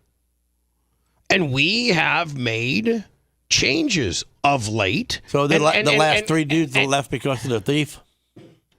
Well, a lot of people lately have left because of various personnel changes I've made. And I'm the bad guy. It's my fault. When they don't realize that these people that they've put all this credence into would have never even been anything had I not given them the opportunity. Now, That's not saying that they didn't do their job great and they're very talented at what they do. Or didn't learn from you. But we're not together anymore. For whatever reason, it didn't work out. There's been incidents where people have left to bet. Well, I can't really think of anybody that actually left to try to better themselves other than Spice Boy.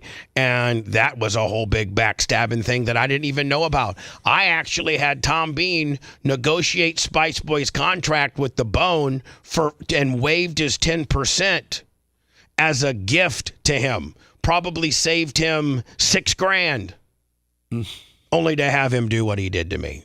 So the latest personnel decision has caused some strife, if you will, amongst a couple of, if you're on that back wall, I would hope that your loyalty would be to me. And that you don't get caught up in the whole soap opera nonsense, he said, she said, bunch of bulk. I would hope that you were better than that, but some of you are not. Did I bring all this up over calling somebody ugly on the back wall? Probably. Man, bring the show down, Lasker. No, this has been on. Bubba's had this. I mean, this has been. Yeah, this has been brewing. Would you not say, Seth? Yeah, this for has sure. been this personnel. The latest personnel stuff has been brewing, and I'm not speaking bad about anybody. I'm not speaking bad about anybody. Nope. I don't have anything bad to say about anybody. Now, I do have some people that have left, not recently, that were thieves, and absolutely just. It'll make you. It would make you sick to your stomach if you knew the facts on that. But anyway, as I digress, Gene, we were talking about the time that you did salvia. Yeah, when you tried to kill me. There was a guy that called in a few minutes ago. Now, Lummy, we have since found out that there's this one particular website that has a bunch of my Bubba Raw stuff. Yes. That we are going to get taken down, and I think they're pretty aggressive about taking stuff down. Are they not? Yeah, we have to be. Yeah, it's a lot for us, but we're getting it done. But once it's done, do you need my federal trademark stuff? Yes, probably. That's what I was going to talk about after the show. But yeah, email. All right, let me write this down. No, I got federal trademark. I got to make sure I get that to you. Yeah. As soon as you blap that on them, they usually don't give you any. No. So Gene, back in 06, 07, we get this stuff called salvia, and it's like Stall-bought. It's like synthetic pot. And it's legal. You can buy it at this time when we did it. It was legal, and you could buy it like in the Haji Mart, 7-Eleven kind of deal. Mm-hmm. Was it called Spice? Yeah. It's called something like that. Yeah, Spice. And now, Gene, you've smoked weed before. You smoked cigarettes before. You've done stuff like that, and this was unlike anything you've ever done. Nothing I've ever done. And so Gene takes a big old hit of it. I mean... Well, I wanted it to be good radio. He really I wanted to get high on it the first time and then be able to talk about it. Yeah. So, I didn't know I was giving going to die. you instructions, Go not slow, calling your names, you dumbass. I'll go real slow. It's a real slow pull. But get it in, but don't, It's a real slow pull. And then hold it in for It's a slow pull? Yeah. You got to take your thumb off the carb. There you go. Boy, that was a lot. Now you can see Gene really. Ooh. Hold it. All right, so let me fast forward to Gene. Here's Gene. Look, I fell off my chair. I fell on the floor. Now, Gene at this point is like paralyzed. You're looking pretty thick there, Gene. Yeah. You are looking pretty thick.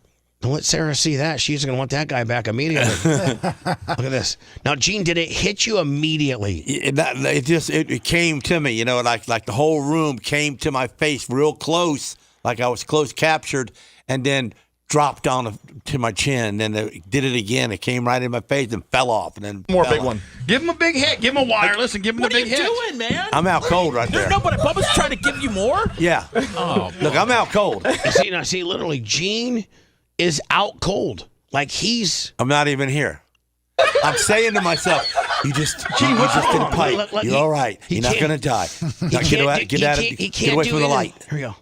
Seriously, Gene. Now, at this point, if you look, he's slobbering. Yeah, look, it's coming right out of my mouth. He's literally slobbering. Bubba, did you not, back then when you were doing this stuff, did you not, did you think No, we tried to kill each other. I was going to say, did you think of the real life aspect did it. of it? We pulled it to the max. Could you imagine if we was on TV back in them days? Oh, you'd be. We just tried to always go over the top and make it so real. It's adversarial. But your buddy's I'm just saying your buddy's crashing out. I'm just wondering in the moment, are you just thinking about the radio? No, Bubba, you'll hear Bubba. He's trying to.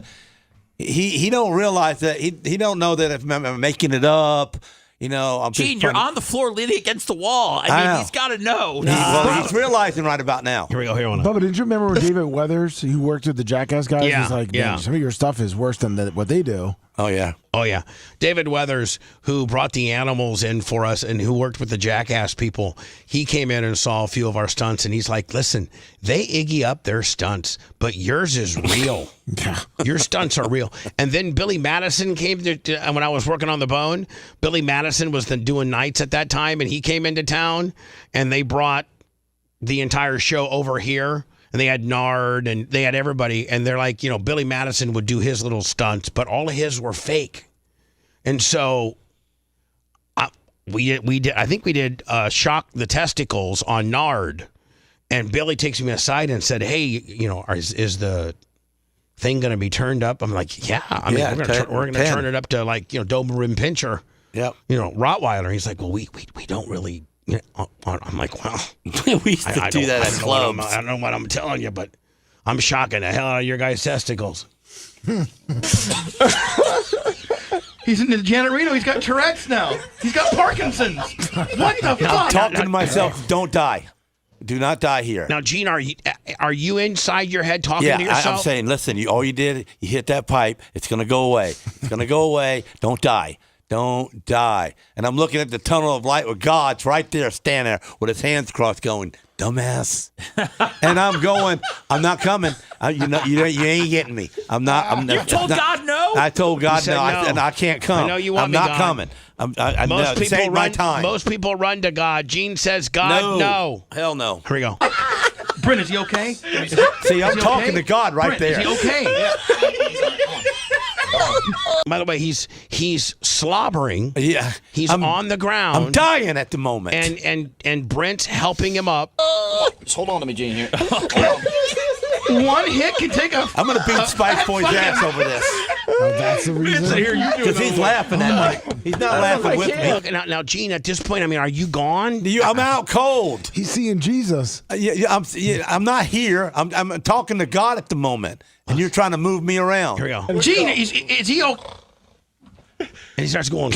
Yeah, that's me backing away from being dead. Here we go. Hold on. Is he back now? No, he's like he's sweating like he's sweating. Yeah, we need to make this a special where we cut out everybody and just make this a Gene ISO. Man, I feel so bad for Gene. Think about it. Give him water. Give him water. We're not give him water. Give him water. Give him Water? water. What? Are you gonna choke me to death? Here we go. on wireless red. Honestly, I'm holding him up with my leg. That won't do. That won't do that to you. I can't even get up. Gene can't. He can't get up. He cannot get up. Gene. And at this point, I'm still talking to myself. Don't die. Don't die. And at this point, I think he's content on just sitting right there in his little cubby hole. Now Manson's got a little effect, I think. Yeah, I think I do. I don't know if I need another one. Take another one, Manson. He's frothing at the mouth. Gene, talk to me. Gene, come on now. Come on. Come on, here. I'm here. You're not gonna fall. I'm with you. What's this snoring shit he's doing? Turn into Muhammad Ali. I'll smack you, Bubba. Really, I ought to. He is. No, you're saying you ought to snatch me now? Yeah. I'm not just watching this. I don't even remember it. I didn't give it to you. I didn't need to watch this again. Brent's the only decent guy in the room at this Trying time. to help him out. Yeah, because Brent was the only smart one that knew, I was fixing to die. He's Muhammad Ali. Just sit him down. Just sit him. Take another hit. One more big hit. Hold on. Look, I'm knocked out. Oh my God. Gene, I do apologize to you, Gene. One more big hit. Look, Gene, I was begging no God not idea to take me. where you are right now. No. You're like an invalid. Get him over there. Get him over there. I can't talk. Just sit him down. Come on. He's trying. He's heavy. This is not even funny. Bubba, you don't understand. This is all serious. What's this? He sounds like he's snoring. Here you go, Gene. Have another hit, buddy. Keep him in his chair. Keep him in his chair. Keep him in his chair. I'm trying to push it away. Please don't do it. One more big hit, Gene. I'm begging. One more big hit. Please don't. Gene, one more big hit. Can you hear me, Gene? Can you hear me? He can't. He can hear you. He can hear me. Talk to me. I'm telling you, Bubba, he can't. Gene. So, Gene, at this point, can you not talk? Or, are you just, junked? It's a wonder I didn't kill you over this. Hold on. Just watch. I couldn't talk. It looks like you're having a pretty good high, though. I think you think? I don't think you have ever had. I'm having a high. brain aneurysm at that moment. So much for Radio Gold, he ain't saying anything. Yeah, usually Gene's spouting off Radio Gold. You know what? It has the opposite effect on Lasker. It makes him actually shut up. Yeah, everybody else just starts talking and yapping, and I'm Lasker knocking Brent out, too. He looks like Larry Flint right now. He's all, Gene Flint, talk. I mean, you're looking right at me, Gene. Hey, Brent, I need a pound of this. Anytime Lasker comes, and he turns into a mime. He turns right into a mime. He turned 25 into the most talkative motherfucker you've ever seen, and makes Lasker shut up. Gene, I know you can hear me. I know you can talk. Just say something. Just say something. I try to say I can't right now because everything's moving too quickly. I cannot wait for you to see this on Bubba Raw. See, it'll only take a few minutes. He'll come back. Right, come on. I mean, see, he's starting to come. Manson, how are you feeling? You're coming too. Manson, now. What's up with you? I'm going to beat him up, too. Gene, just stay in your chair. Gene, stay in your chair. Gene, stay in your chair. Look at Gene. Gene's trying to leave. Listen. Gene, stay in your chair. When has Gene Lasker ever been mad to the point where he left a room and didn't say a word? Usually he's flapping his mouth, cutting promos all the way out. And here's Gene completely borderline invalid. Stay in your chair. Keep the camera rolling, Miller. Miller, just follow him. Follow him, Gene. Follow him. And take a wireless. Take a wireless. Make sure it's on 25. I'm even looking for my directions on how to get out. Look, I'm holding the wall up. He is. It's the funniest thing Manson's ever seen. I don't know if the salvia or the comment. Now Gene's just walking in circles. Station of the salvia and G. Did you need some air, Gene? Were you trying to get outside? Now Gene Gene just did a lap around the studios. Now he's going to come back in. He's coming back. He's back in there. Jesus, killing me. Gene, just late. What is this? He's retarded. Just sit down. Just sit down. Just have him sit down. Sit down. Give him the microphone. Have him hold the microphone. Have him hold it. Man, Gene, look how bad you look. You tried to kill me. Listen. What the hell is that? What the hell is that? You're sweating like Jughead. Me, man. You're sweating like Jughead. Look at me, man. It's a wonder I didn't die. I think I fell. What are you seeing, Gene? What do you, I mean? What do you? I know what I'm saying. I was a 5-year outlaw at that time. You all would have been dead. I know. Just be quiet. Everybody would have been died. For doing that to me. I feel like Everybody be quiet. Let's let Gene's got the floor. You're shaking. Are you all right? I don't feel like this. I'm in the real place. What do you mean you don't feel like? I don't. What do you Look feel? at his eyes. Look at his eyes. Man, Like where are you? I don't feel like it's not what's here. There's nothing around me. Talk to me about. It's like I'm not believing that I'm. Tell us everything you're seeing right now. Tell us about reverse split on a sprint car.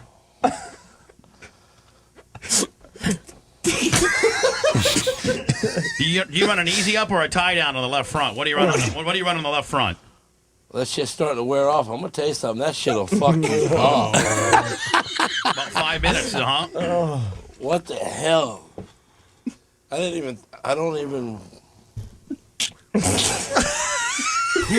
Will you do another hit? Fucking like hitting acid. Here you go. One more like hit, acid. Gene. Just do No, one I'm more. not doing no more. Gene, just one more. No, I won't smoke no more of that. One more big one. No, I don't. One more still big not one. come completely down from that yet. He's sweating. Look at how bad he's sweating. sweating. Nose is That shit'll fuck you up. How man. bad? What do you think it would have done to my mom? No. All right, so let me. We need to go into words, but yeah. Never again, huh, Gene? And I'm sorry. No. And Gene, I'm sorry. Has Wow. Sarah seen that? No. Does she want a link? Yeah, Laker. Lemmy, we just need to make it a special. Okay. And have it That ready. was so real, man. It wasn't funny. You know, it's like I'm mad now. It scared you. Well, of course it scared me. I died. I talked to God.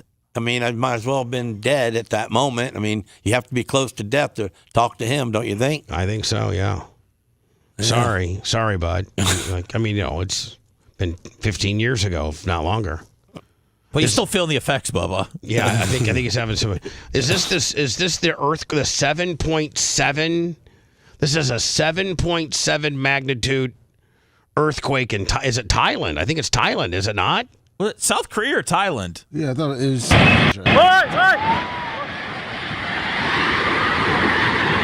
Oh my God! Are they in the process of constructing this building? They sure were. And I mean, this looks like $1 zillion building, and that 7.7 brought it down to 0. Yeah.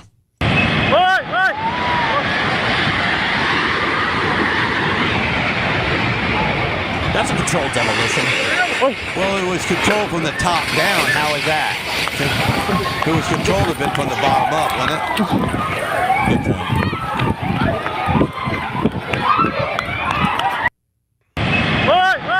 Well, controlled demolitions usually don't have concrete trucks. I was just joking. I was just doing it on 9/11. Oh, okay. Just, sorry. Oh, I think that was a building. Oh, it wasn't South Korea, Southeast Asia. Okay. Yeah, it was somewhere. So why did only one building in the whole place? No, that was just the one that had a camera on it. They weren't really expecting the. Was there other places earthquake. that fell down? Yeah. Yeah. When we come back, we'll talk about the Kanye West, is it Andrew Tate podcast? Yes. Do they have a release date on it? Do they know what they talked about? No, his girlfriend, because she went to the police about him choking her out or something too hard. The American one. Yeah, right. She told the police about Andrew Tate doing this, so that's how the news came out. I think Andrew Tate's manager or something might have tweeted out that he was watching Andrew Tate and Kanye West and Tristan Tate all have a conversation, but she put it out there exactly what it was. Now, has he been questioned or apprehended about? No, he's gone. He's raping her or the hard sex that he had with her, or he's out of here. I think didn't she come forward after he left? Yeah. Yes. So if he does come back, he has to face those charges. If they do, she just went to the police about it. I don't know if they're gonna put a warrant out or have charges or anything like that, but. I think there were texts about the hard sexness, was there not? Yes, yeah. He said he wanted to do it harder and hit her harder. Yeah, that's always probably not a good look. When the cops are getting texts from you that said, I want to hit you harder and do you harder. I guess it would be dependent on her response. If she's like, oh, yeah, baby. Oh, yeah. Harder, then maybe you're okay. He's the ultimate alpha who says we live in the Matrix. Well, I'm looking at the text now. It says, you backtalk too much. So I beat you. I will hit you today, but I love you. That could be fantasy play. Yeah. She put, I'm scared. Don't care. Do you understand? Yes. Why the hitting? Do you belong to me or not? And she put, I do. There you go. Okay, well, there you go. Then he's okay.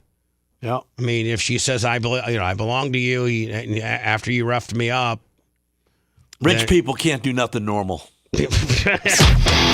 If you love that segment, then check out BubbaArmyHQ.com and do a deep dive on past shows. The Bubba the Love Sponge Show will be right back.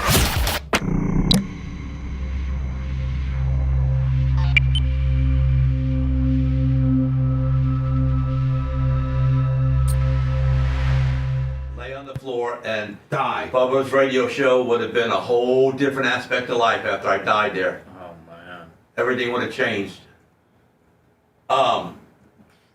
Bubba would have still carried on, though. No, he got killed. They would have come after him. They got everybody in the room. Man.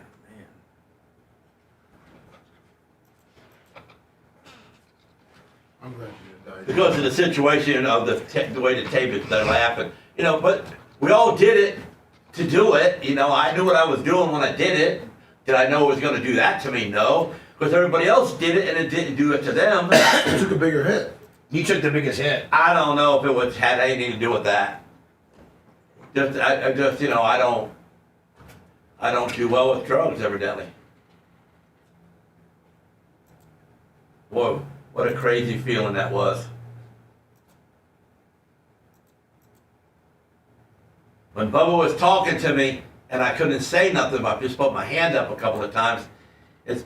Everything in front of me was would come to all the way right straight, eat right up close to my eyes, and then fall down. And it just like an escalator. Everything came up and fell out. Lummy, I think Merch Creek gave you the. She gave you the doc. I mean, she gave you the federal trademark paperwork. Oh, Lummy left. Hey, Bubba, I wasn't sure if you had it, but I just IM'd you the water coming down from the top of that building. Yeah, I didn't see that. So if you okay, I got it. Because that's what was a payoff. Yeah. That's from the pool. Yeah. Is that before it collapsed? No, that didn't collapse. That was just one. That was just one little thing of one little footage that they had of it. Man, I wonder after. Well, I'm gonna play this. If something like that happens to your apartment complex, I gotta think that they have to fucking completely redo it. What, with the pool water? No, like go through the whole structure. Oh yeah. If it vibrated it enough to take the concrete apart up there, you know. Right. What I'm saying is, you gotta probably have a structural engineer come in and look at all the beams and. Yeah, mainly all the concrete. So it's all.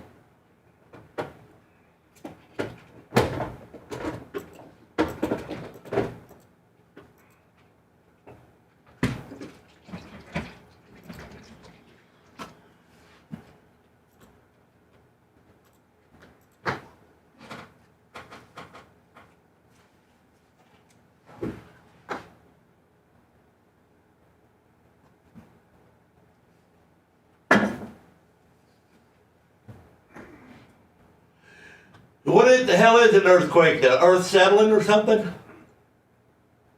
The seismic tectonic plates.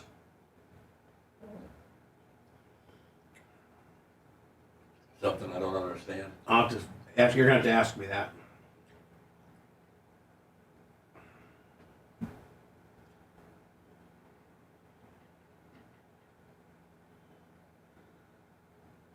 Bubba, I have a better video I'm sending you.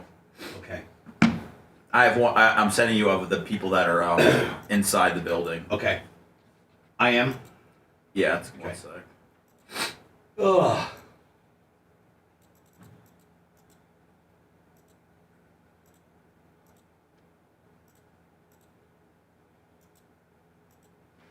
right.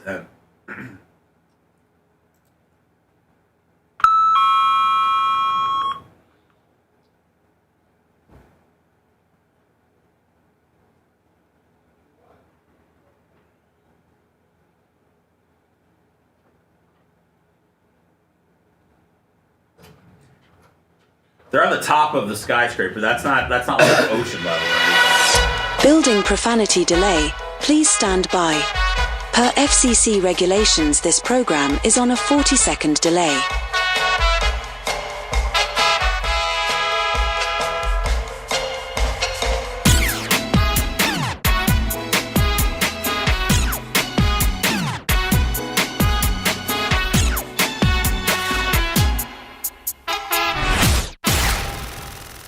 Building profanity delay. Please stand by.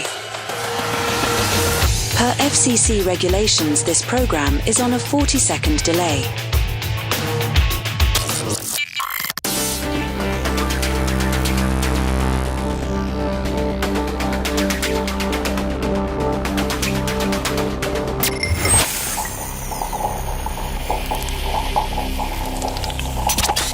Broadcasting live from the Aquabedo studios. Aquabedo.com/Bubba. It's the Bubba the Love Sponge Show.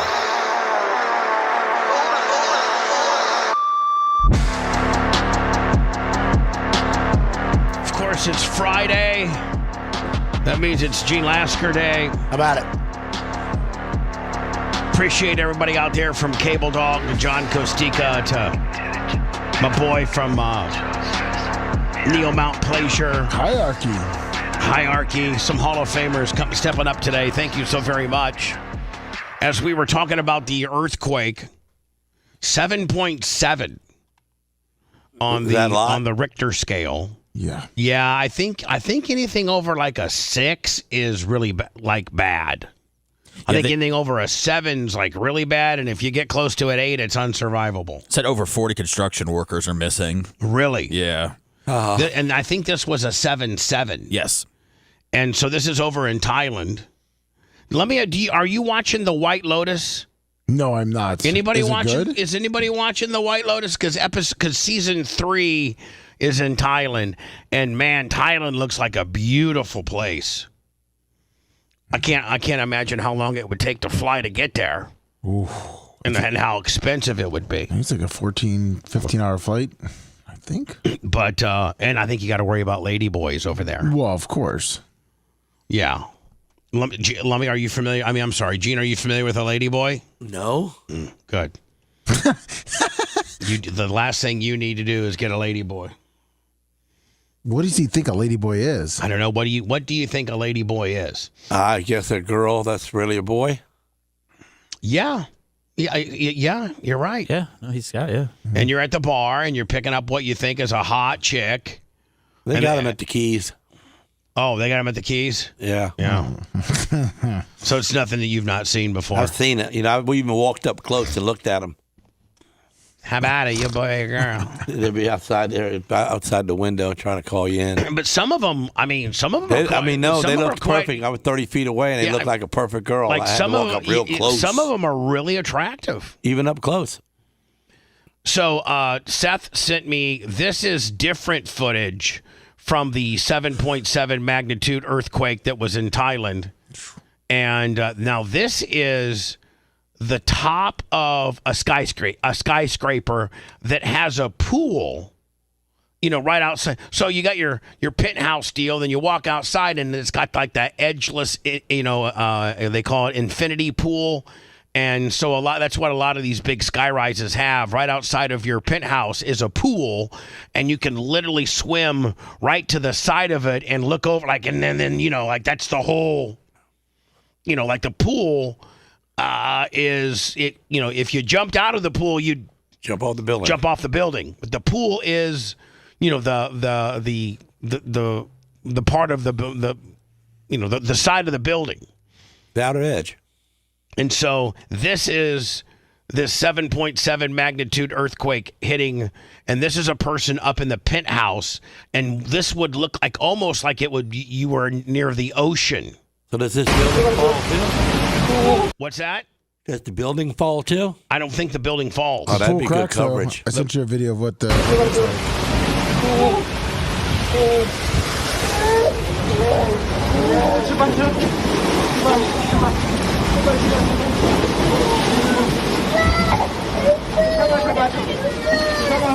And as this is happening, for it to be this violent, to move to move a building of this magnitude, this much, to get this much water to be moving, the building just has to be swaying.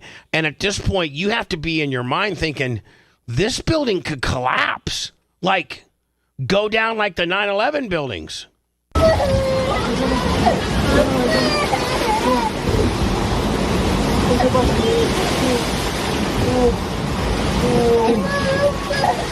That's crazy.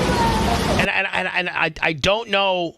Okay, for instance, with natural disasters, if you start with the hurricane, we living in Florida, and most recently last year got hit by 2 of them. They just don't roll up on you without any notice. You got, at the minimum, 2 days. I mean, they start honing the track in, and you got a pretty good idea as to what type of, whether it's going to be a direct hit. Seth, even you living in Pinellas, you have a couple days to start making plans to make your, to whether you're going to take your family to Atlanta, or whether you're going to go to Orlando, or whether you're just going to button down the hatches. It just doesn't spurn upon you. Right. And then, with regards, probably the next natural disaster would be a tornado. And they do whip up pretty fast, but they do have warnings. And that's, they give you a 20, 30-minute warning about that.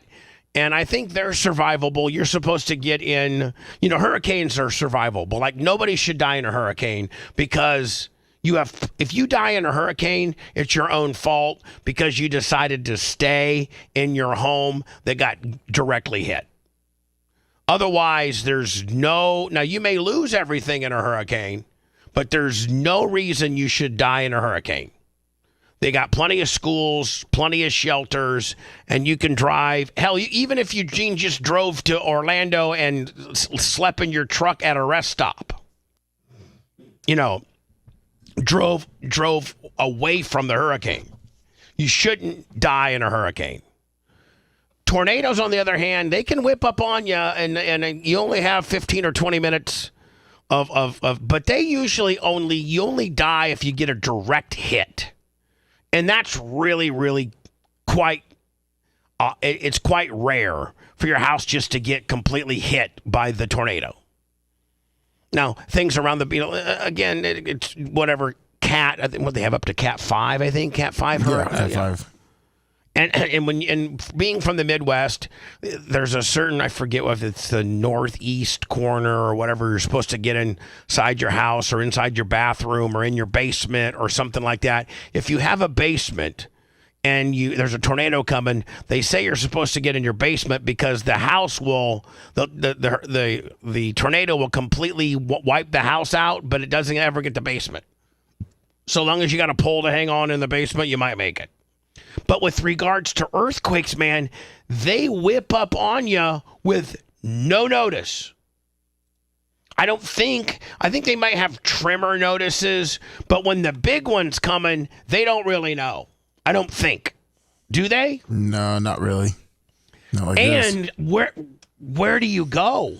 Don't they say you're supposed to go like in a door jam or something like what is, they tell us in hurricanes to flee to higher ground or away from the hurricane. They tell us in tornadoes to get in the basement or in a ditch or in a low-lying area. But what do they tell you for earthquakes? I thought it was just like drop to the ground and get cover. Sorry about your luck. Is that what they tell you? Yeah, I just it says drop to the ground, take cover. What's that? It says drop to the ground, take cover, and hold on to the shaking stops. Oh my God. Now that's the top floor of a pit house. I sent you what it looked like on the ground level of the pool. That's one image. Let me see here. The still gray one is the one at the end of the pool. The one right above it is the end results. Whoosh. Wow. Look at this.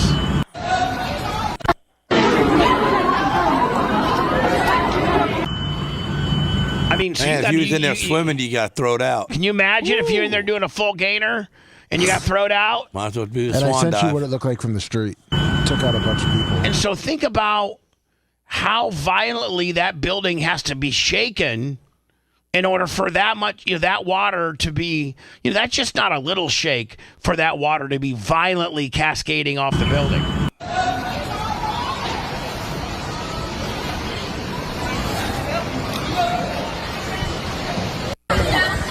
What the hell? Look at that. What was up there? It took like, I think it took like 30, 40 people out on the street. The water took 30 or 40? I sent you a video of what it looked like once it hit the ground. I mean, that looks like more water than you would fill up an Olympic-sized swimming pool with. Yeah, like how much water do they got up there? Pool's pretty deep. The small ones are like 15,000 gallons. Well, you got to understand, man, and if the top, couple, floors all have pools, right? And so there's, 4 pools because there's 4 corners of the building, right? Yeah.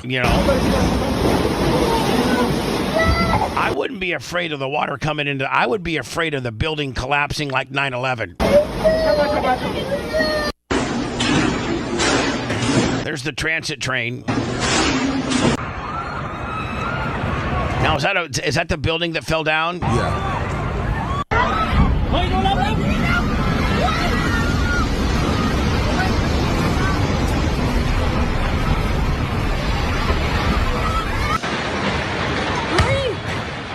think I'll take my chances with hurricanes over earthquakes. Yes. Absolutely. All day. Like Eugene, you got a built-in generator. You could. You got probably hurricane shutters. Shutter it up and turn it on. Oh, look, there's a building falling down. Looks like a nice day over there. Yeah, it does. It's like a lot of traffic to me. Yeah, Bubba, you see that video where the water comes down and takes out the people in the street. Did you send that one to me, too? Yeah, it's the link on there now. Last one? Yeah. Okay, thanks. Appreciate you. This is where the water takes people down and kills them? After from the pool. Kills them? Yeah. So this is the street of the beneath the skyscraper that's cascading the water. Yeah. And these are the people on the street. Yep. So it just doesn't give you like a little water on your head. It smashes you down to zero. Oh, well. Yeah. Good luck. We're watching. Oh, man. I still think looks like more than a pool. No, you got to think 15,000 gallons. But that's 4 pools, Seth. Like if all four, all 4 penthouses have these pools, if all the last couple floors all have pools, you could have 4 to 8 pools that were, Now let me just show you. Is that it? No, that's it. It just shows that the water, how no one's there. It all clears them out. Man, there's going to be a lot of deaths in this one. Hello, and then here's the deal. What about the tsunami? Because a lot of times these earthquakes trigger a tsunami that is started somewhere in the middle of the ocean, and 2 weeks from now, as it continues to gain steam, it started as a little ripple in the ocean, and by the time it gets to shore, it's a full-blown tsunami. Hi, who's this? So you got to remember too, Olympic pool is 500,000 gallons. Oh yeah. Hello. Hey, Bob. You're right. Hey, Buzz, Super Fat Bubba Light. Hey, Super Fat Bubba Light. I think you're still Bubba Army. I don't know. Oh, yeah. No, I know a guy just moved over to Bangkok in November, and he was saying, I don't know if he got affected by this, but then he was saying, like, the cost of stuff over there, your $100 here is worth, like, almost $1,000 over there. Oh, yeah, I heard that, like, your money... I know a guy named Jim Ellis, and he went to federal prison in Tampa. I'm sorry, in up in Eglin Air Force Base. Gene, he did some like white collar stuff, and he went up to Eglin Air Force Base and did some federal time, like 18 months. And when he came back, he moved to Thailand, and like sold water filters. Or manufactured water, got into manufacturing jeans, something legitimately, and was selling them back to the States. And he was just a regular dude. And he was like, I live on a penthouse on the beach. All my meals are included. I get a massage every day. And it costs me, I think he said it was $1,450 a month. Wow. And that's all 3 meals, massages, hot chick, Yeah. So if you made like 4 or 5 grand a month, live like a king. You could just live like, he's like, oh my God, the chicks just go crazy over you. So yeah, I heard, but then again, you're living in Thailand, Super Fat Bubba Light, and you got, one of these 7.7s that come on you. Boom. And next thing you know, you're dead. I hear you. So I hope you're not gonna miss BARP again this year, my friend. I'll be very bummed. Oh no, I should be there, but I'm starting a new job on Monday with a different company because my current company I'm still working for basically screwed me over, so I quit. And my last day is on Sunday, and I'm starting a different company Monday. All right, well, maybe tell your new company the dates that you need off in January before you take the job, and have them agree that would be okay, and then you'll be okay. All right, no, I should be there. I'll see you then. All right, man. Thank you, Super Fat Bubba Light. No problem. Have a good day. Thanks. Bye. Now, Seth, why does DJ Khaled or Khalid and Drake or somebody have a beef going on? Because you sent me this video, and it's somebody that's delivering a casket. Here, this is what it says. It says, video surfaces of two men delivering an R.I.P. Drake coffin outside DJ Khaled. Is it Khaled? Khalid? DJ Khaled? Yeah, DJ. I mean, yes. It said multiple ways. Yeah. Outside of his house in Miami last month. Now, do they got a beef? No, I think this is this might be Kendrick Lamar fans or something else. They've accused Drake of being involved in a murder with a rapper that was down there. So I don't know if it's a response to that, but either way, someone pulling up to somebody's house or your house and dropping off a casket with your name on it is a little scary. Yeah, especially in this world.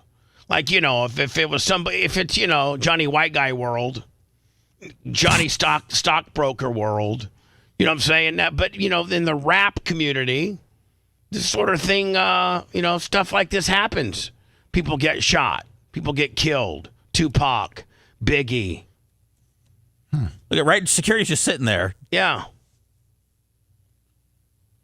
I think he was kind of surprised by it. R.I.P. Drake. And then they're doing like various pictures and shooting it for various social media things. And now is DJ Khalid or DJ whatever, him and Drake friends? Yes. Oh, they're friends. Okay. Yeah. But I don't think you can call the cops and necessarily get these guys for anything. I don't think that they've necessarily done anything wrong other than potentially littered up your driveway, right? Yeah, probably not.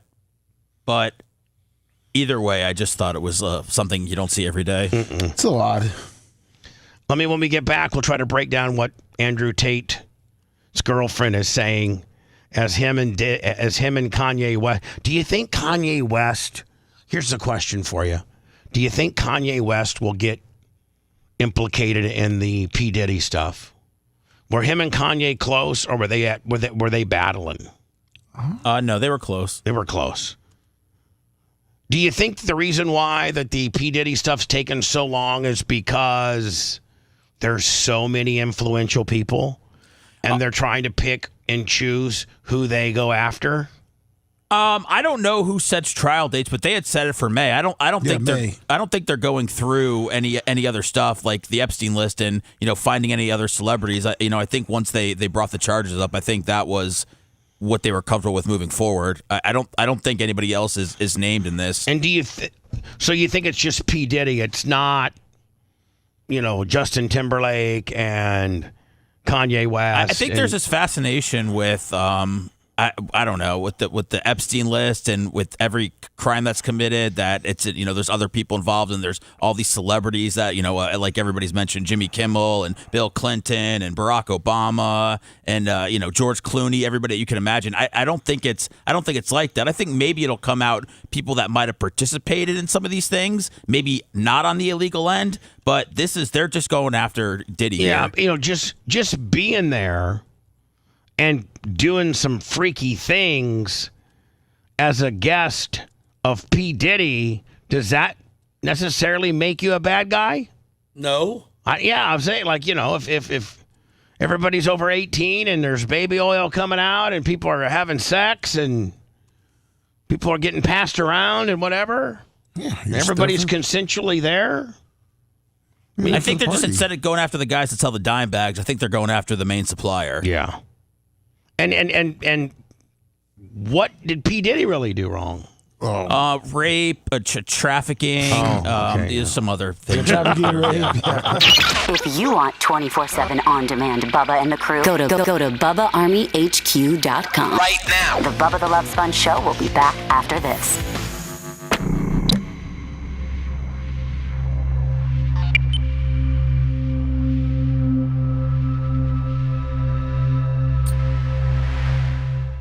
I sent you Brooke Hogan's response. It's on her. I sent it. She responded to why she distanced herself from her mom. Is it on my IM? Yeah, it's not a video. It's just her typing it on her Instagram. Okay.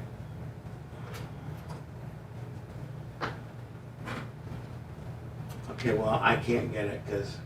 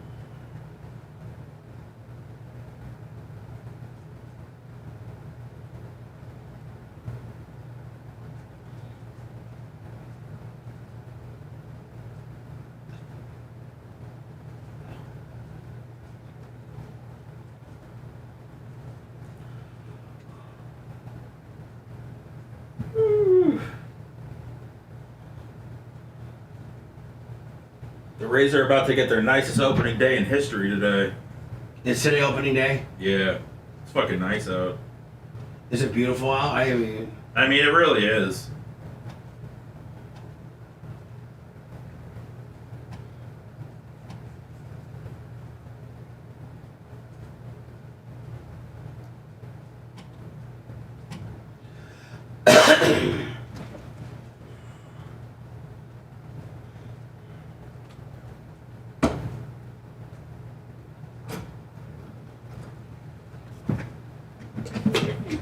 Hey, Lummy. Yes, sir.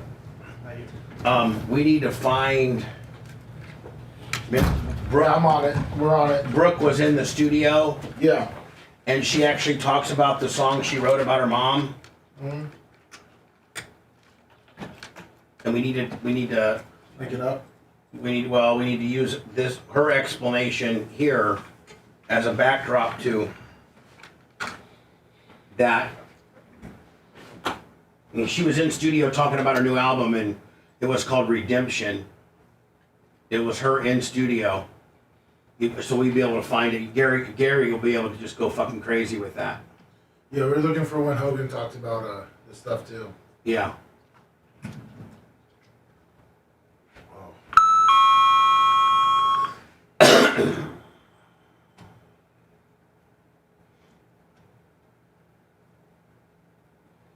I'm not Bent Rod Willie. My dad's having some surgery today, so I'm gonna go over there. But I'll be in the area. Is he gonna be okay? I hope so. What's the matter with him? He's having triple bypass. Oh shit. But you know what? My friend's dad just went through that about maybe 4 months ago. They got it down pat. And I'm not Yeah. I'm not trying to. They really they perfected it. Oh, I know. They perfected it. It's 5.5 hours. No, I know it's a long Yeah, time. It's a long time, but it's not nearly like it used to be. Yeah, right, nah. right. You'd hear triple bypass back in the day, and you're like, oh fuck. Yeah. Yeah, but he gonna be sore as a motherfucker. Oh yeah, he's gonna be sore. Breaking his ribs, letting them out wide open. I'll be there to annoy them.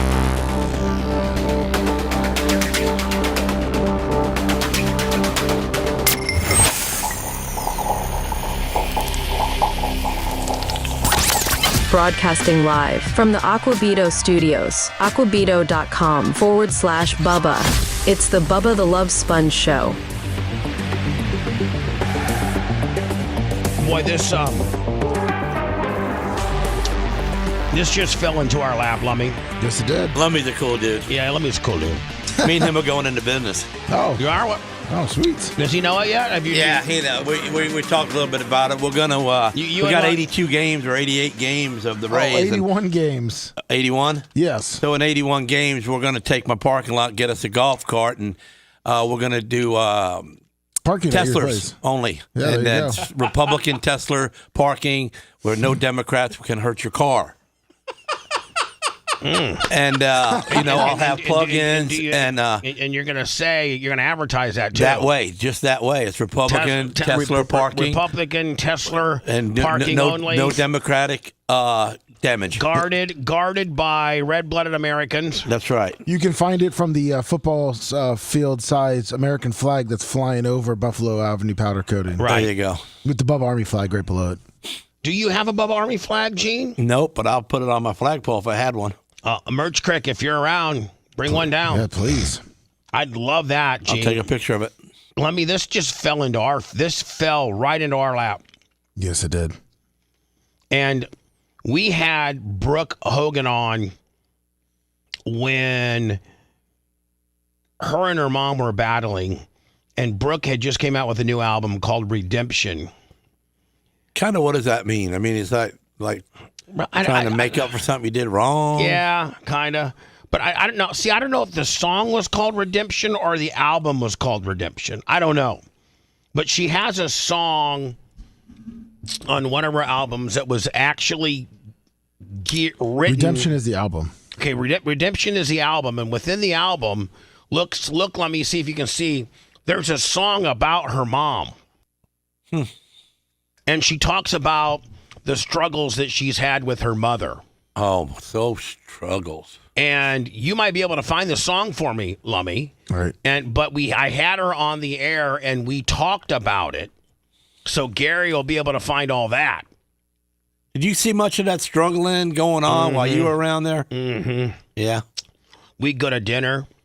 And she was jealous of her girl. And by the time we would get back, she was so jealous of how beautiful Brooke was and how Brooke was in shape and how Brooke was, at that point, well on her way to probably where Brooke made her mistake is she should have never gone to the hip-hop top 40 pop deal. She should have gone right to country, like a Miranda Lambert kind of deal. Yeah. She would have killed it. But she got some bad advice from Lou Pearlman, nonetheless, and went the wrong route. And her and Linda battled. We would come home and Linda would physically abuse Brooke. Physically. Like hit her, kick her, call her a fat ass. Tell her she was, just a good for nothing little bitch. I saw it all. Wow. And in fact, let me, if I could find it. I think the documentary guys got it, but when Linda and Hogan were getting divorced, they deposed me, and I went through some of the abuse that I saw. So you told on her? Yeah. Helped Hogan out tremendously. Where'd that get you? Yeah. Got me buried. And you'd know more about it, Gene, if you got your off your lazy ass and watched the documentary. I am, man. I'm going to. So let me be looking for that song, but that I sent it to you. Oh, you did? Yeah, the Redemption song. Yeah. Well, why didn't you tell me that, lover? Because you were kind of telling Gene about the Linda thing. Okay, sorry. Sorry, I didn't want to interrupt. All right, so now the hair? Is this the song? Yes. About her mom? That's what it says. Was this the real cover art? Yeah. Oh boy. Look at that big B, man. Who told her that? Wonder where she got that from. Looks just like a Bubba signature. I mean, where?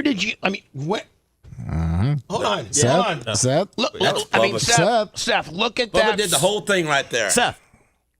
Yeah. He put the line in the R and the line in the E, the big B. There's my signature on one of my mugs. And we were flying home from Los Angeles one time, just Brooke and I, in first class, and I was teaching her how to sign her autograph. Yeah, you probably put the star there too. And so I had her on my show talking about learning how to spell. Talking about this new album that she had out.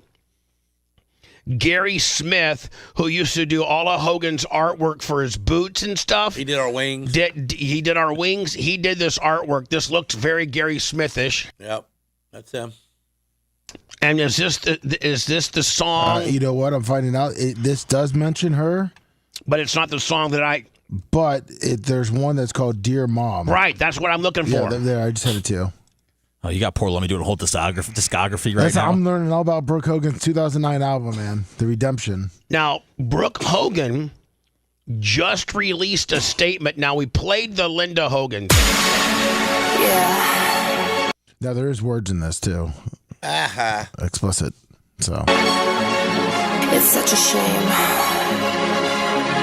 Now, let me read Brooke's response to her mom's craziness first.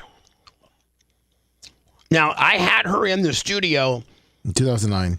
In 2009, promoting this album, and she was not saying the nicest things about her mom. She was basically saying my mom is an abusive bitch. That's why she wrote this song, Dear Mom. That's why she was on my show talking about her crazy ass mother. And that's why after her crazy ass mother yesterday came out with this video and how she hasn't spoke to her daughter in 8 years, Brooke found it necessary. It went so viral that Brooke found it necessary to write the following on her Instagram. I try very hard to ignore issues surrounding my family in hopes I might find peace in my life. Sadly, I've intentionally made myself smaller in my professional career in music and TV simply to dodge the public negativity surrounding my family that is continuously and relentlessly overshadow anything I do. If it were just me, I would continue to take the hits and shrink even smaller to avoid the dangers of speaking publicly. But I have my own family now, and it's affecting me more. It's affecting more than just me at this point. There was a recent video posted by my mother that was concerning enough for people to send to me that has made me feel the need to address the tip of a very large iceberg that is my immediate family. What little I am addressing does not even scratch the surface of what I've dealt with my entire life. I can attest to that. I've seen physical abuse. Not from Hogan, from Linda. I've seen Linda slap her across the face. I've seen Linda kick her. And you sure she didn't need it? No, she didn't need it. I will start by saying this video is mild compared to the behavior I witnessed for the greater portion of my life. This also comes in addition to false claims that she previously posted, then deleted. That being said, she has been through a lot of trauma and pain. My heart breaks for her. You can't control how others treat you, but you can control how you treat others and cope with things. That's what Brooke released yesterday. This was her song that she made in 2009, yeah. 2009, that she debuted on my show, that Gary Cantrell, Lummy, will be doing a little video of. Yeah. Yes. When someone you were born to love isn't that person anymore. This one's for you. Seth, where she messed up on her Instagram posting is she should have put a link to this song. She would have made a few dollars on the song on the iTunes gimmick. That's a good point, right? Yeah. She should have said I wrote a song about this 20 how many what's 2009 not 10 16 years ago I wrote a song about this. I love you, but you gotta change. I love you, but you gotta change. When you said that you wanted to change, was it true? And do it to save all we had, or would you? How could you give up? How could you do that? Why did you leave me? And when you come back, spending all your time with him, you can't even see me.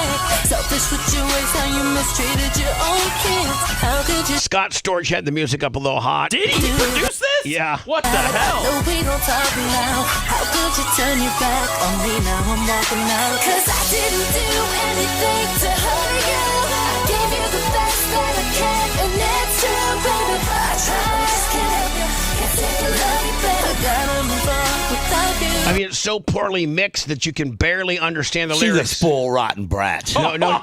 She needed to be kicked in the ass. So she would be a smarter girl in life, and she didn't take that route. That's why she's a hip-hop. You are so wrong. She was the sweetest, nicest girl ever. She was an absolute sweetheart. She was kind. She was smart. She was talented. She didn't deserve any of what her mother did to her. Oh, money went to By her the way, I head, sent you too. one with the lyrics that are on the screen if you want to. You know what? Let me do words. Lummy's nonstop and over there. We'll come. You got You got to. the Spanish version, Lummy? Yes, I got it too. Want to listen to the show on demand and on the go? Enlist today at BubbaArmyHQ.com. Sign up and start listening. The Bubba the Love Sponge Show will be back after this.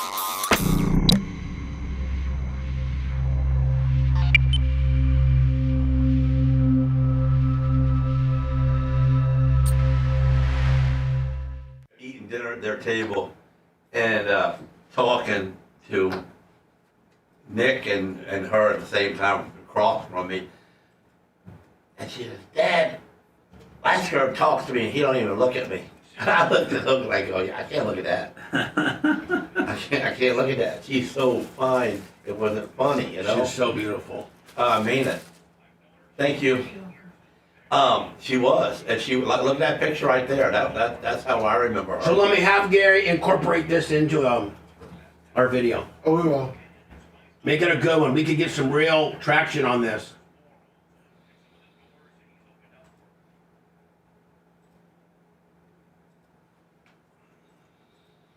They're gonna go find some CDs in the trailer after the show. Well, I know. I know she was on the air. No, 100% she was. Can you usually find things when you go back there? Yes. Okay. Just might not be one of the ones that we have uploaded yet, but that will be put right now.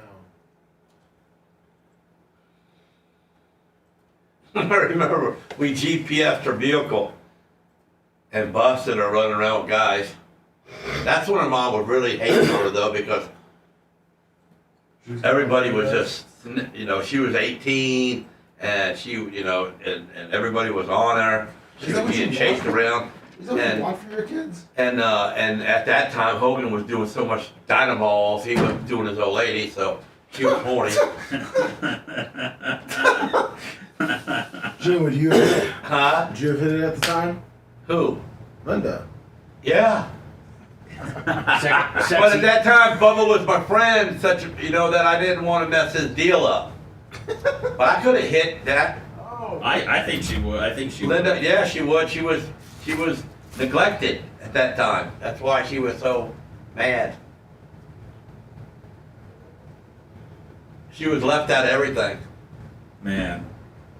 But she was doing that, being a star, gonna sing, and she was doing it with her dad, and Linda had nothing to do with it and stuff. Wait, you would have banged Brooke or Linda? Linda. Oh, yeah, okay, that's what I thought we were talking about. Okay. Yeah. What do you think, Bubba? You think he could have hit it? Linda? Yeah. No, she was mean as a fucking snake. No, but would have let Gene get after it. Oh, I don't know. No, She wasn't mean as a snake to me. She was mean as a fucking snake to me because I was Terry's best friend, so she hated me to fucking more than anything. 'Cause Right. he'd be with me more than he'd be with her. I dropped off the charger into his house one time, and left the keys right there at the doorway, right on a little pedestal. And as I was leaving, she came to the door in a bodysuit, like made look like it was canned, like, you know, and I was about 100 feet away, looked like she was naked.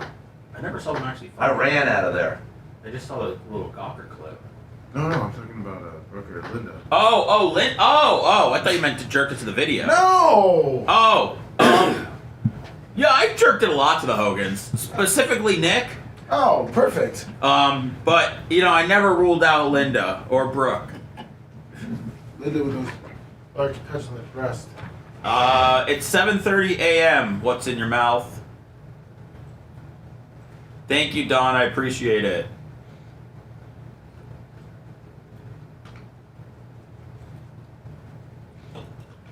It is Stevie Grumpy Old Man. He's one of the nicest. That was a real hair right there, too. Yeah.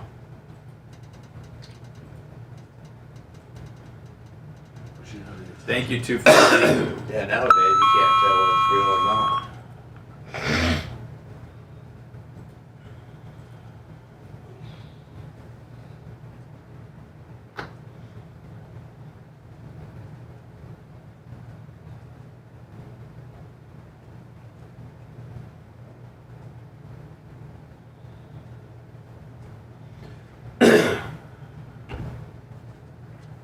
Did you notice my flagpole at my house? Yep. That's a nice one, ain't it? Very. Yeah, it's a real one. Very industrial. $5,000. Holy hell. Is that a good price for one? How big was it? 35 feet. That's an industrial one. I mean, I got the big flags. You got the one that can fly like the Bucks My super flag. My flags are 6 He's by got 9. one just below.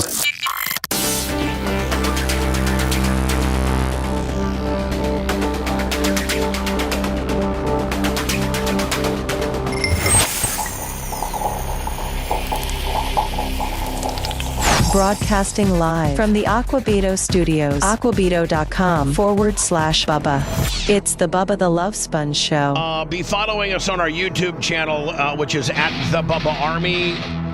Gary Cantrell will be whipping up something. Gary, make this one a big one. We got a chance to hit on this one. I got Linda that flipped out. So you got the natural meltdown material. Then you got Brooke that's come out publicly and, you know, said what she said, all of which is public and you can use. And then we got the scoop on, 19 years ago, however many years ago. 16, yeah. 16 years ago when she was in my studio and talked about how much her mother abused her. And she has one of her songs on her album at the time when she was on my show. The album being called Redemption was Dear Mom. Here it is.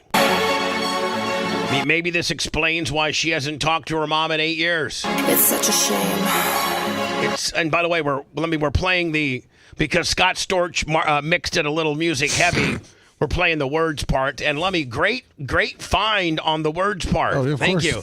It's such a shame. When someone you were born to love. When somebody you were born to love. Isn't that person anymore. Because I'm a stupid puke. What? She's a puke. I